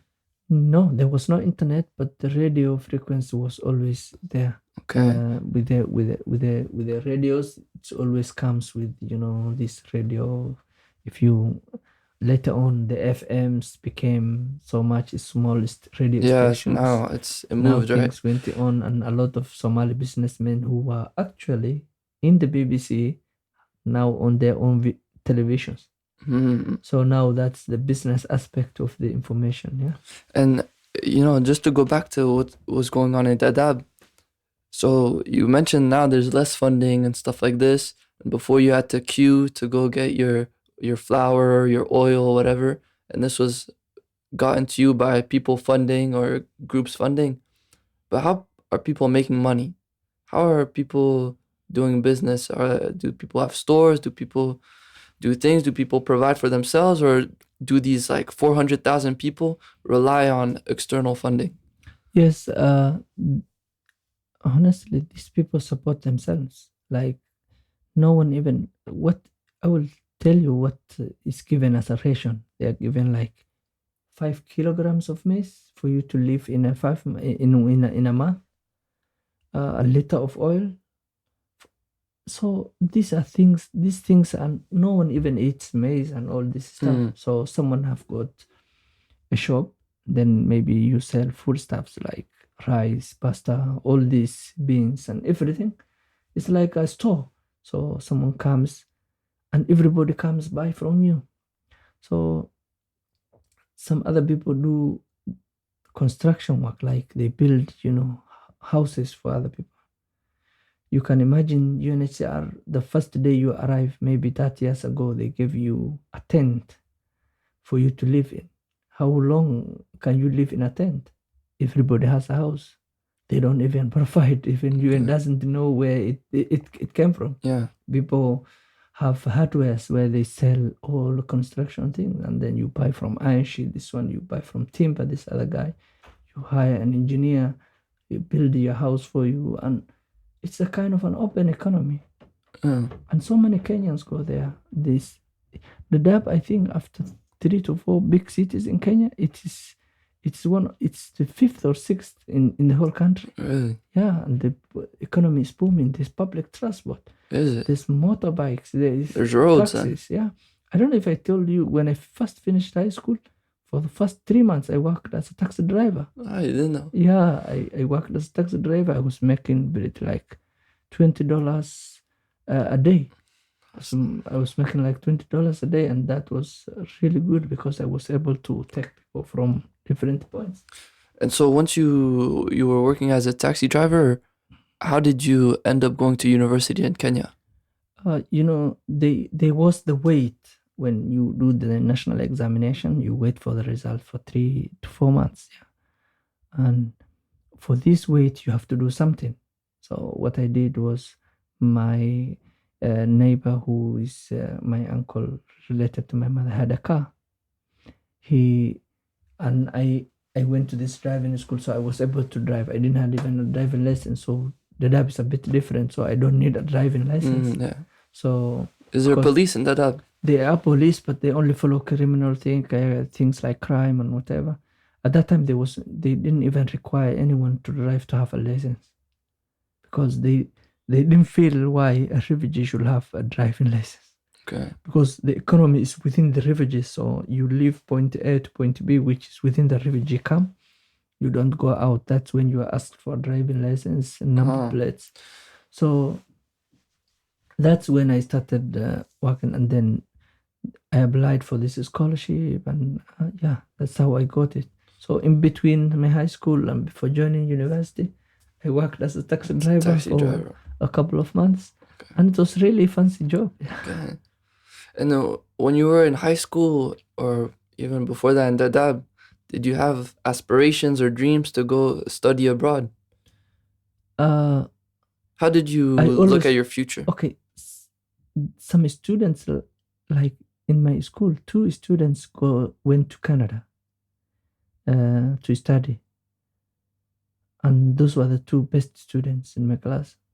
I always wanted to be one of the people who will go, but you can imagine a class of 120 students who did their final exam in that school. Yeah, only 2 students get. Yeah, you can imagine how there is something negligible. So I always thought I will get to Canada, because I thought I will get good grade. But I got the grade, but how agenda setting affect at the grassroots level. It was like, this year we are considering more girls. I'm not against from girls given education, but it was very disappointing that you are not qualified because you are not a woman. Oh, so you knew some people that got the scholarship to go to Canada? Yeah. And then when it was your turn, they told you... this time they said, we are giving more opportunities to girls. It's like kind of, agendas that, the donor... 21st century, I was like, okay, what can I do now? So it was no longer who had the most merits. Yeah, it was more, because so many of us got the opportunity was very small, and then they say girls will go to this. So I hope that one died, but then I got to I studied information technology, IT, and my dreams was to maybe one day go abroad and study somewhere in developed country. For whatever reasons, I don't know what inspired it or what. I Googled 2 things when I was selecting my course in the university. I Googled what is the most paying undergraduate degree in the whole world. I went to a small cyber cafe, and where you pay like few cents, and then you surf the internet for 30 minutes or something. You pay 30 minutes, Then I Googled. And then that's when I've learned orthopedics doctors are the highest paid. And I was like, what's orthopedics doctor? You know, the way Google gives you the answer. And I started studying. Okay, I don't want to be a doctor because the scholarship only covers 4 years, not 6 years to be a doctor. And then I went to number 2. Number 2 is like computer science, information technology. I didn't know this list I'm given is an American statistics, not an African statistics in my own ground. Then I dig deeper, and then, okay, IT. And then I went back to the form. I saw, okay, information technology is there. Okay, systems manager. But what kind of system will a refugee graduate really manage? Software developer. What softwares will you develop in a refugee camp where there's no even computers? So, but then I said, okay, but they really pay well. I talked to this guy. I said, no, I want to do law. Law was very impressive. And then I said, no, man, I want to do law. And he told me, do you understand law? And I said, yeah, Who did you speak to? He's this guy in our, village, in a block, we call it blocks, the villages in the camps. He has been to Nairobi, he understands English, and he's like, he makes himself like somehow religious scholar. He's like, he's a host of a lot of information. Some of them are ridiculously not true, but this guy was like, he lived in Nairobi before coming here, so he knows the world better than us. And he told me, do you know, doing law, you are disagreeing with the law, which is the Islamic law, which is the Quran. And you are trying to disapprove Quran in law. And I was like, okay, what's law? You study law to find law. Okay. His explanation made sense for me. So he told me, this is not for you, my friend. You are Muslim. And I dropped law. I said, no, I will go to IT. That was one search on which course to study in the university. The second search I did was, I Googled, what course did the president of Kenya study? That was Moi Kibaki at that time. When I Googled, he studied economics. He had PhD in economics. I think PhD or master's, but he studied economics, and he really scored a very good grade. And I think somehow he also learned he studied in the UK. Then I left, and then I Googled the former president of Tanzania, which course he did. It was economics and education, something like that. Then economics, education, law, this thing was coming. And I somehow in the middle lost which guy to follow in these politicians, Political science was coming back, and I went back, and then I decided, okay, right now I will go for money. I will do IT so I can get a lot of money in the future. Then that's when I have learned universities in the UK are one of the best universities in the UK. Somehow the information I was getting, I was so much with the United Kingdom, London School of Economics, University of London, all this Oxford, Cambridge, all this. And then after realizing that, now I say maybe one day, I always had set myself this dream that I will study in London and work in New York at one time. And you did the first part now. Now I'm in London. I right now work in London. Apart from studying in London, I work in London. But I think the dream of working in New York will one day come true. Who knows? I think I have some blueprint for the program for that achievement. But I will let you know that day. Just a man with a keep plan, me check. man. Keep me check. Yeah, of course, man. And okay, it's quite funny. And you're talking about economist leaders now more and more. The Macron, president of France, studied economics. The new Argentina president also studied economics. It's quite a popular degree, Yeah, it's a popular degree, and you did economics. So who knows? Somewhere, Who knows, bro? But the guy who told you law was haram and you couldn't do it, eventually, do you still agree with this, or now you're like, I okay, maybe always I should have done law? I was in agreement with him, but when I was going to university in Kenya, we had the Islamic Society, and the Islamic Society hosted a very senior scholar who was from Medina University, who had PhD in Islamic Sharia. When I saw his profile, I was like, I'm going this, and I'm asking him this. I told him, can a Muslim person do bachelors of laws or masters of law, can be a lawyer? And the guy told me, who told you this? Yes, you can do it and you should do it. You need to understand the law. He gave me a very simple answer. He said, okay, you live in Kenya. If I accuse you of anything, you are taken to court. You need a lawyer, but you are a Muslim. Do you think only non-Muslim lawyer will help you? Yeah. He asked me, will it be more nicer for you to have, a Muslim lawyer who can maybe understand you better? I was like, damn, yeah, that's right. Makes sense. Yeah, makes sense. Yeah, and he told me it's mandatory, like even within Islam, if you look at it, Islam highly encourages knowledge, and there is this prophetic, tradition words called hadith. It says you have to seek for knowledge, even if it's in China. I think the thing is China and the Middle East were very far from each other, and that's how maybe things were happening at that time.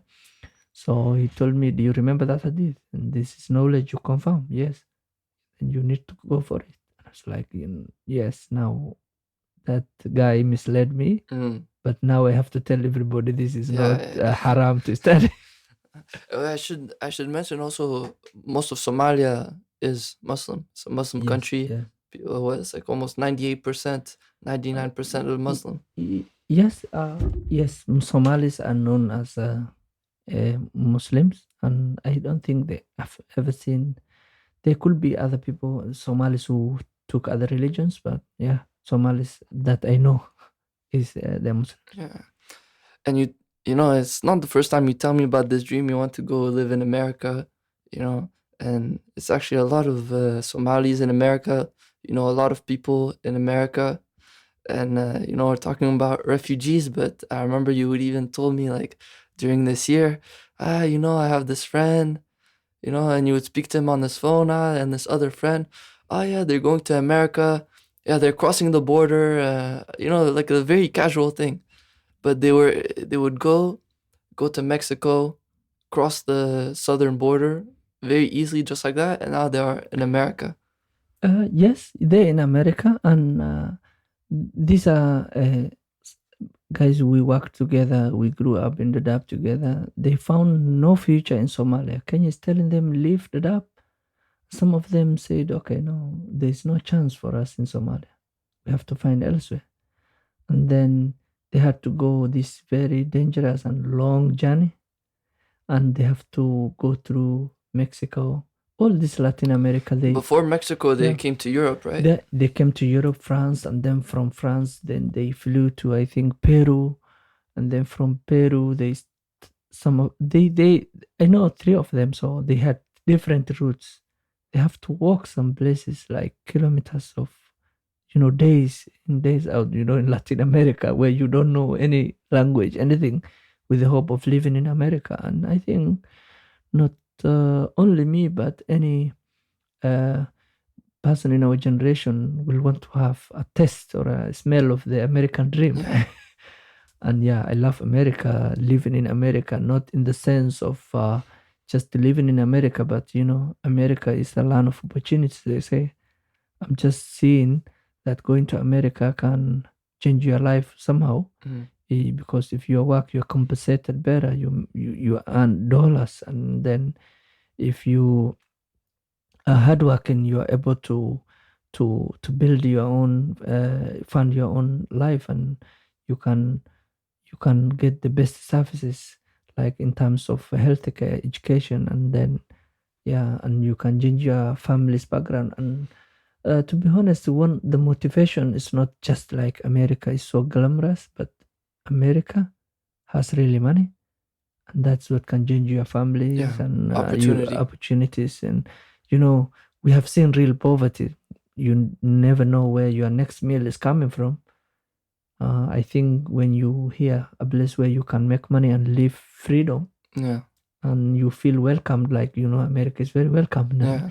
it has all the kinds of things. And yeah, I'm hoping America is that good, that the America I have in my mind Yeah, is yeah, really yeah. glamorous. Yeah, No, it's there's good parts and bad parts in everything, but yeah, no, America is really a great place. I hope it yeah, continues to be great now. yeah. Hopefully, yeah, Now hopefully, yeah. so many things going on in the world, many things moving around. People maybe will start going to Russia or China in the future. So who knows, bro? Yeah, it depends. Human beings are known to follow something that attracts to them, whether it is economic benefits or other things. We are always chasing good things. So Yeah. if a country that we don't know even today becomes great, we start running to Yeah. that great thing.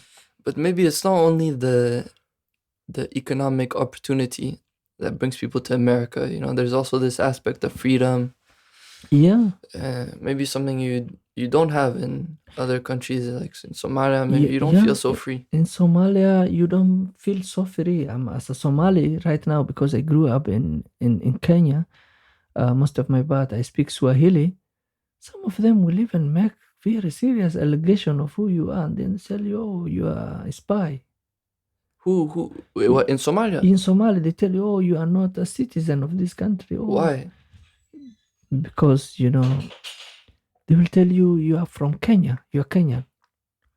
Okay. No, I'm not a Kenyan. I grew up in Dadaab Refugee. I was a refugee there. Accept me like this is my home. I tell you, no, we don't know who you are. What do they speak in Somalia? They speak in Somali language. And I speak the most diverse Somali. Like Somalis have regional dialect. I know all the regions' dialect because where I grew up, it was a federation of all the people. Yeah, right. And with even that, when I go back to Somalia, because I have not been there.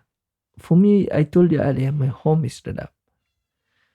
So going to the people who grew up there, was born, they see me as a foreigner. Mm. Because I was not there. They have a point, at least. Because I'm just coming to this new place. Right. And since I had better opportunities like education and I speak more languages, I might be more employable than them. And then what is so attractive goes to me in terms of employment. And they have all the reasons to be, suspicious of who I am or to, call me names or whatever. Yeah. I perfectly understand the frustrations because there's maybe one position and then 10 people apply. I studied in London, I apply, and then I got considered because of my competence. Then they will see. But not only did you get accepted, you got a scholarship. Yeah. The most prestigious scholarship, Chevening. I didn't know about this, but I did look it up. Yeah. It's #1 on Google, says this, not me. Yeah. The #1 scholarship in the world. I tried for Chevening scholarship for many years. Oh, really? Yeah. You didn't get it the first try. Can you imagine? I was called for an interview in 2019, April 4th, to come and attend an interview in the UK embassy in Mogadishu. And you were in Niger at the time? I was in Niger. I was working. I had to go take a work leave, take a flight from Niger to Istanbul, another flight to Nairobi, another flight to Mogadishu, and then attend the interview. Can you understand how much money you need to travel all this country? Yeah. To give you a small picture on this, to fly from Nairobi to Mogadishu round trip is $800. That's, bro, traveling in Africa is so expensive, man. Traveling from Niger through Istanbul in Turkey to Nairobi round trip is 1,200. You know- So for me to just attend that interview that I'm not sure I will get, I had to put $2,000 of my savings on the line. Wow. And 5 months waiting for the results, I got an email that I did not make it. I'm so grateful to my friend Ahmed, who was working with me. He always told me, if they called you for an interview, you have all it takes. Try it again. I tried again. Luckily, this time it was COVID time, and then it was virtual. Yeah. And then this time I didn't spend money to travel. And then the last question in my interview is like, you never worked in Somalia. We are really interested in people who worked in Somalia and will come back to Somalia. And it's like, I will come back to Somalia. I work for Somalis.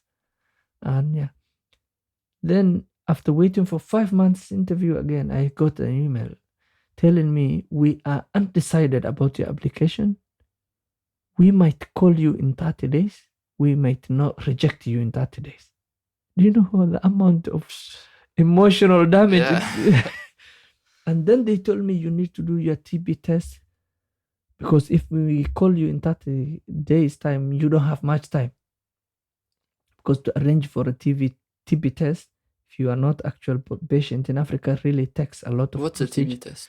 TB test, they test you for tuberculosis if you have tuberculosis. Mm. So, because some people have in this region, so they need to have, when you're coming, since it's a contagious disease, before coming to the UK, you need to be cleared for that. So I had to go do the test and wait. And then email comes and then it tells me, no. And then I try again. And then finally I got it. But I think still with all those trials, I think the panel was very humble with me, and yeah, and I think I have been given big things that there are so many people who deserve it out there, and I have to live with the expectation that I have to give back to the community and return. And now, right now, one of my biggest goals is to mentor students so that they can come to get scholarships, whether it's in Europe or in the US or Australia. Right now, since I have more understanding of how this works, friends ring me every week. They ask me a scholarship in China, a scholarship in Australia, and I read the requirement. I told them, do you have A, B, C, D, this? Draft your application this way. And sometimes I go on Zoom to prepare someone of things that I don't know. But I know the basic thing. If I read a scholarship, like let's say Chevening scholarship, they are interested in growing young leaders who will really change anything. And I have to press everyone. What do you do for the community? What inspires you? What are you dreaming about? Why do you do what you do? Like, I have to prepare them. Yeah. And there are people who got it. And I earlier told you there's a friend who's in Oxford. Yeah. He's really doing well. And I couldn't believe myself at the start, but since someone I was coaching joined Oxford, I feel like, okay, maybe I did something. So this year again, I'm doing more, and maybe we will have other cohort, coming in. I think there's something really powerful when you see someone do something. You know it can be done. You know, especially I think in Dadaab, maybe if you have no one to look to that did anything, okay, you're like, there's no option for me. But if you see this one guy, okay, maybe it's possible. And you were telling me it was during the summer, you were on the phone calls, I would see you, I'm talking to this guy in Dadaab, preparing this application to Oxford University. I was like, wow. And you were calling him, telling him, preparing, and then he got accepted because, you really gave him confidence. Yeah, honestly, right now, I don't think I have this mindset that everything can be achieved. If you only understand the games or you prepare for it. Last week, I was talking to a friend who just finished college. And the person is really interested in my life, career path. And he was telling me, what do you do? This. And I had to tell him, no, you have to be yourself. What do you like? And I was trying to tell him, like, he did public health. I had to convince him doing public health is also very acceptable, but you have to understand you cannot switch yourself to fit into someone else. You have to be yourself. And I hope he trusts my guide and make to something. No, and so honestly, it's good. And you told me you were mentoring multiple students, and you are honest as well. Some people, some of your friends, you tell them, listen, you have to keep working. You have to work on your English. They will not take you. You're not selling false dreams. Yeah, honestly, at first I asked them, okay, draft something, write down what they're asking you this question, write down, send to me. Then I can understand if this person able to meet to eligibility criteria, can they really survive? Can they make the best out of it? Will they be admittable? And so what I do is I send a number of them, because everyone wants to come to the UK and study, but some of them are not ready yet. So I have to tell them, okay, you need to enroll an English lesson. You need to start reading books. I have to even prepare a list of books. I have to tell people, like, okay, read these books that I have read, novels that I've read. What type of books do you recommend? Normally language, if you are learning English as a second language, it's one of the ways in which our traditional approach or that I used to study English was you read novels, like fiction novels, really they give you a story. But right now I have the understanding that technology had a bigger part to play in building someone's language. So I even tell them, listen, read if you are bored on this, watch the commentaries, watch movies, American movies, or this Netflix, all this. This gives you a whole lesson, the language. And if you consistently watch the commentaries on something, you will catch up the language. And as you read so what I recommend, depending on the person's level of I normally recommend for someone to really build themselves in English. Fiction novels. They are cheap. They are very affordable. You can have them anywhere with you. Can you find them in Dadaab? Yes, and in Dadaab, yes, you can find some, but there are some bookshops, but you can get them from Nairobi at a cheaper price. And honestly, last week my friend won an award. You told me about this. Yeah. And he lives in Dadaab? He does not live in Dadaab, but he used to be in Dadaab. Okay. Later on, he moved out of Dadaab. He was resettled to award Norway. Is this? Nansen Award. Nansen Award is the highest award that UNHCR gives to people who really contributed to the community. And it's, I don't know in price wise, but it's over $100,000. I think 200. I'm not sure of the price. But for him, this is crazy money. What did he do? He established libraries in Dadaab. Wow. He collected books. I participated in his collection. He was very interested. You participated? Yeah, in collecting books from Nairobi.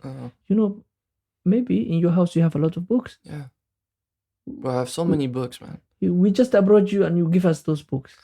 So what we do is, there are three. What he does is the 3 libraries he has. He will take these books to the libraries. These libraries, a student from the refugee camps will come, borrow it, keep it for a month or 2, and then return it. Pick another book. So what he did is really impressive work, because some of them cannot even buy, even if its books are as cheap as £2 or €2. It's expensive. It's expensive. Some of them don't have. Some of them even, the idea of reading these books, sometimes it's not even there for some. Mhm. They are lost into their other peer pressure. And apart from those few people who are successful in the dab, a lot of people have lost hope. Others try to drop out, they drop out of school, they involve into criminal activities, mugging, all these drugs, and you can imagine Yeah. there's a host of dangerous, habits out there if you go off the line. Yeah. So what he did was like establishing these libraries for the refugees, and those who wants to read have a place to read, a book to read, Mm. which was an amazing thing. I was speaking with him earlier today, and he's really a good guy. Oh. I was happy for him to do that. It's But good. at the same time, it was a sense of disbelief that he is the Nansen Award winner. This is a big thing. It's like, Nobel Peace Prize kind of. Yeah. Wow. Honestly, it's something big and Right. amazing. Yeah. You can never believe it. Yeah. You knew this guy from a long time ago, right? Yeah, I knew him.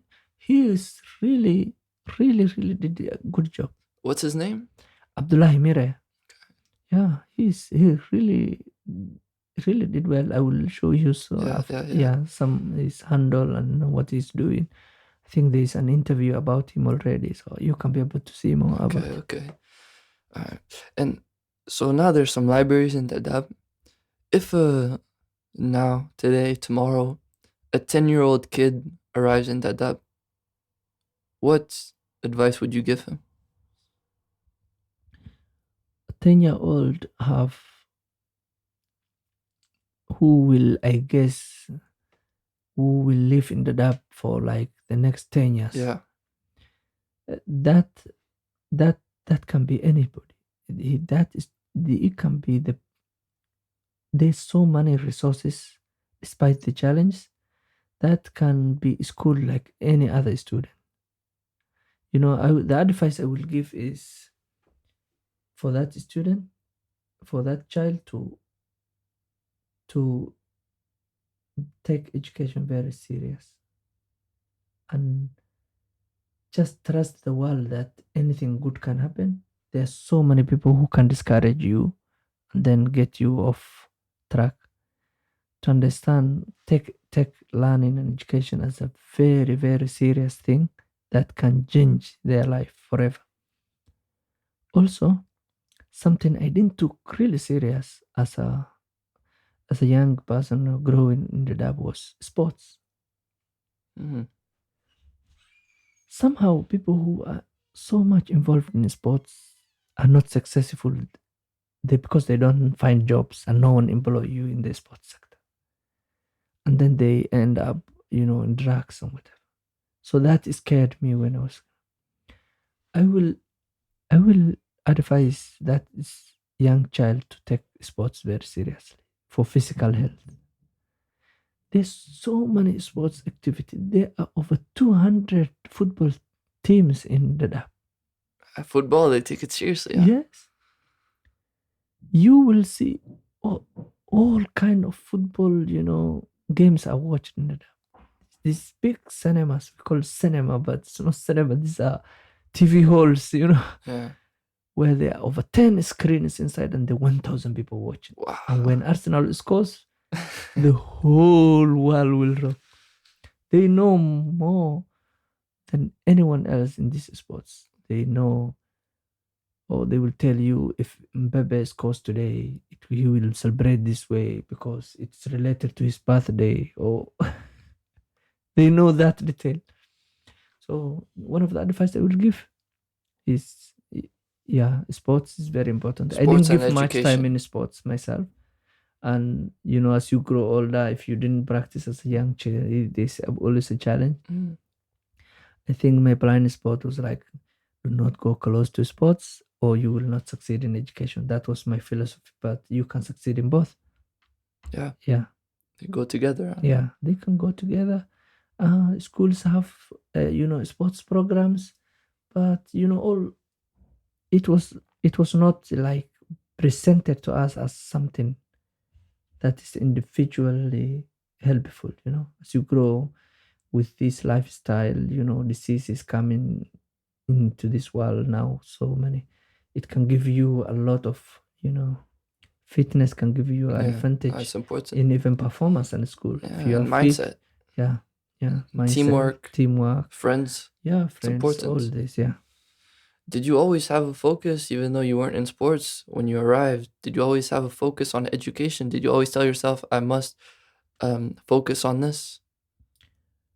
Yes, education was always in my radar.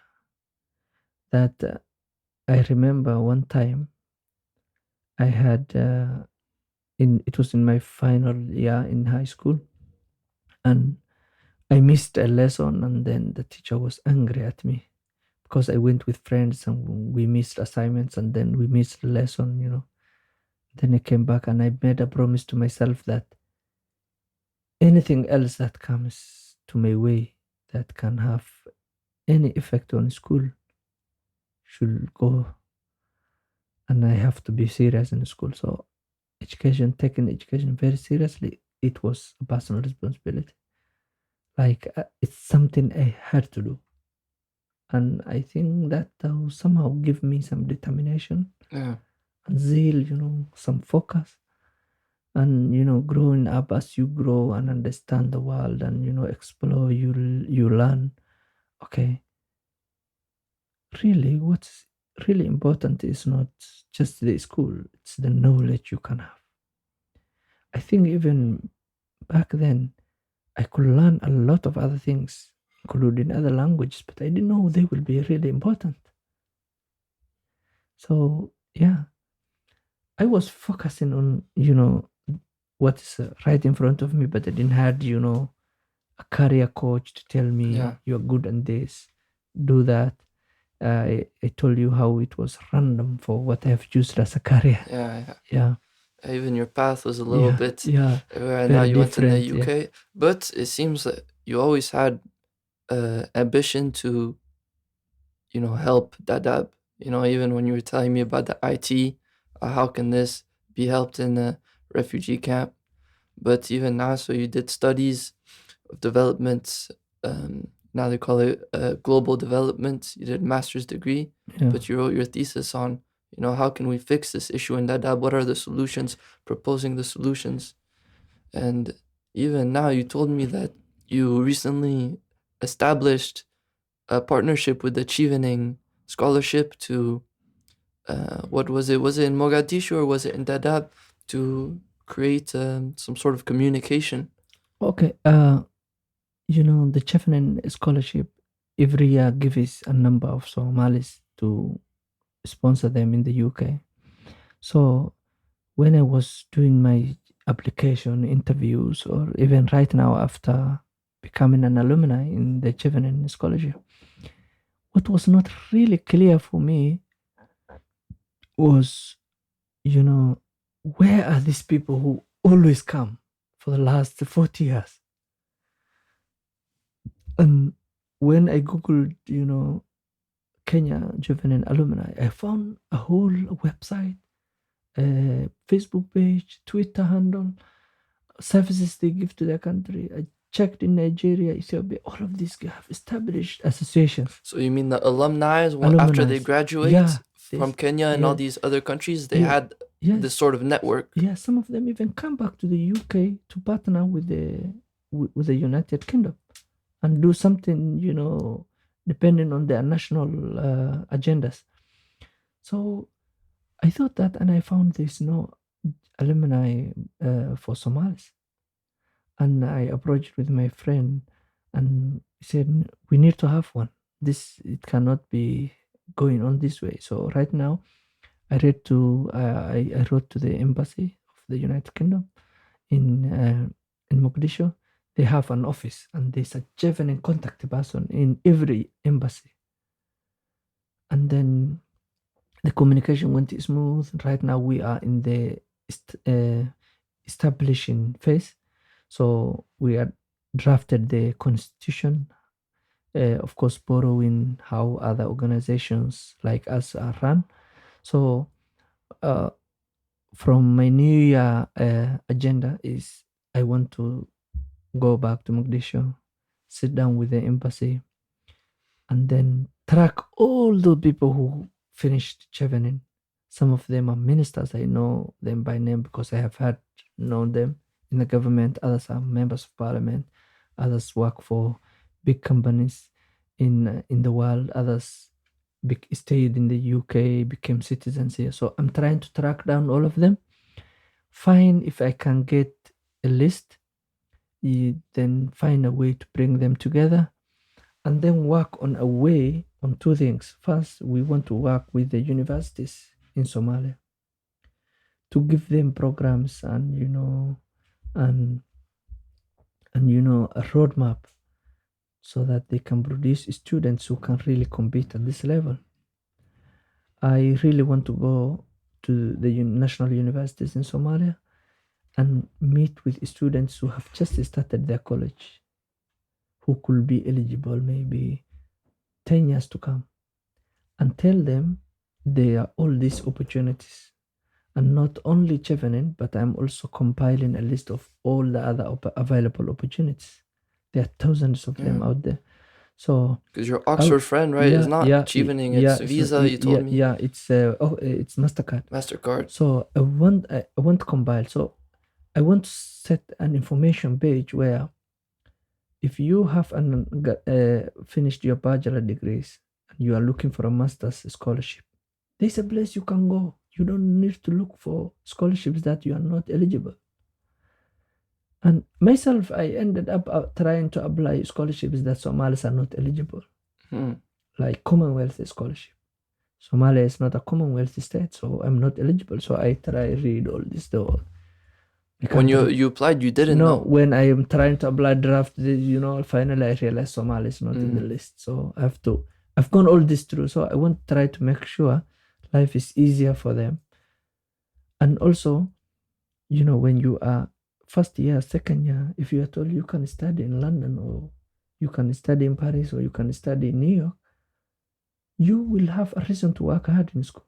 Even if you don't make this scholarship, you come out as a person who really studied something and really able to do something with their education.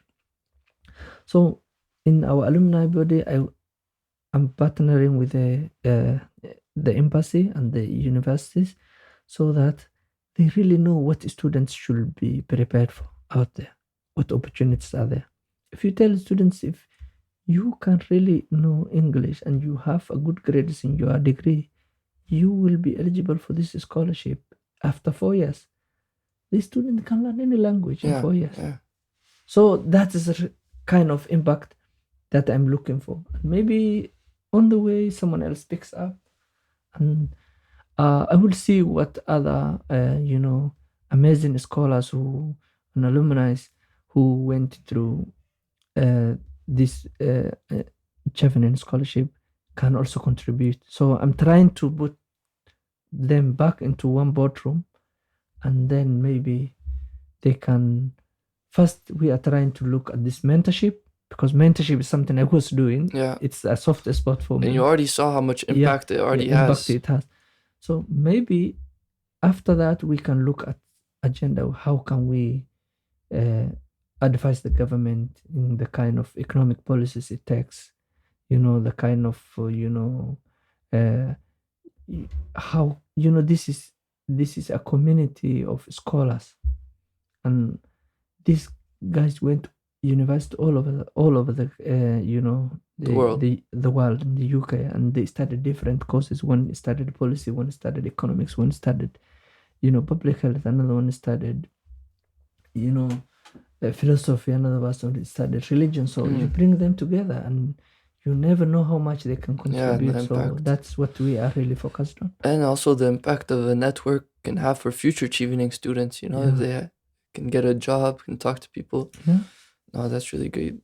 No, and I hope for the best, honestly, it's really good for me, to meet people like you, because it's very inspiring, We're here, we did the same schooling, but we come from very different backgrounds, really very different cultures. I remember when I first met you, I would speak to you about the Western culture. You knew nothing about what I was talking about. You would speak to me about your culture, and no, it's really been a pleasure. You've taught me so much. We had so many great discussions, and no, Honestly, I'm very amazed in how you grew up, the kind of understanding you have about life. And you're very young and very understanding in what happens in Africa. And I like the way you phrase Africa by referring to countries. Now seeing a banknote from Gambia on the table here is really tells me, a lot in how connected you are. And it was really great pleasure meeting you and being coming to your podcast. Yeah. Well, maybe we will do this again, but bro, thank you very much. Thank you so much. Thank Yeah. you.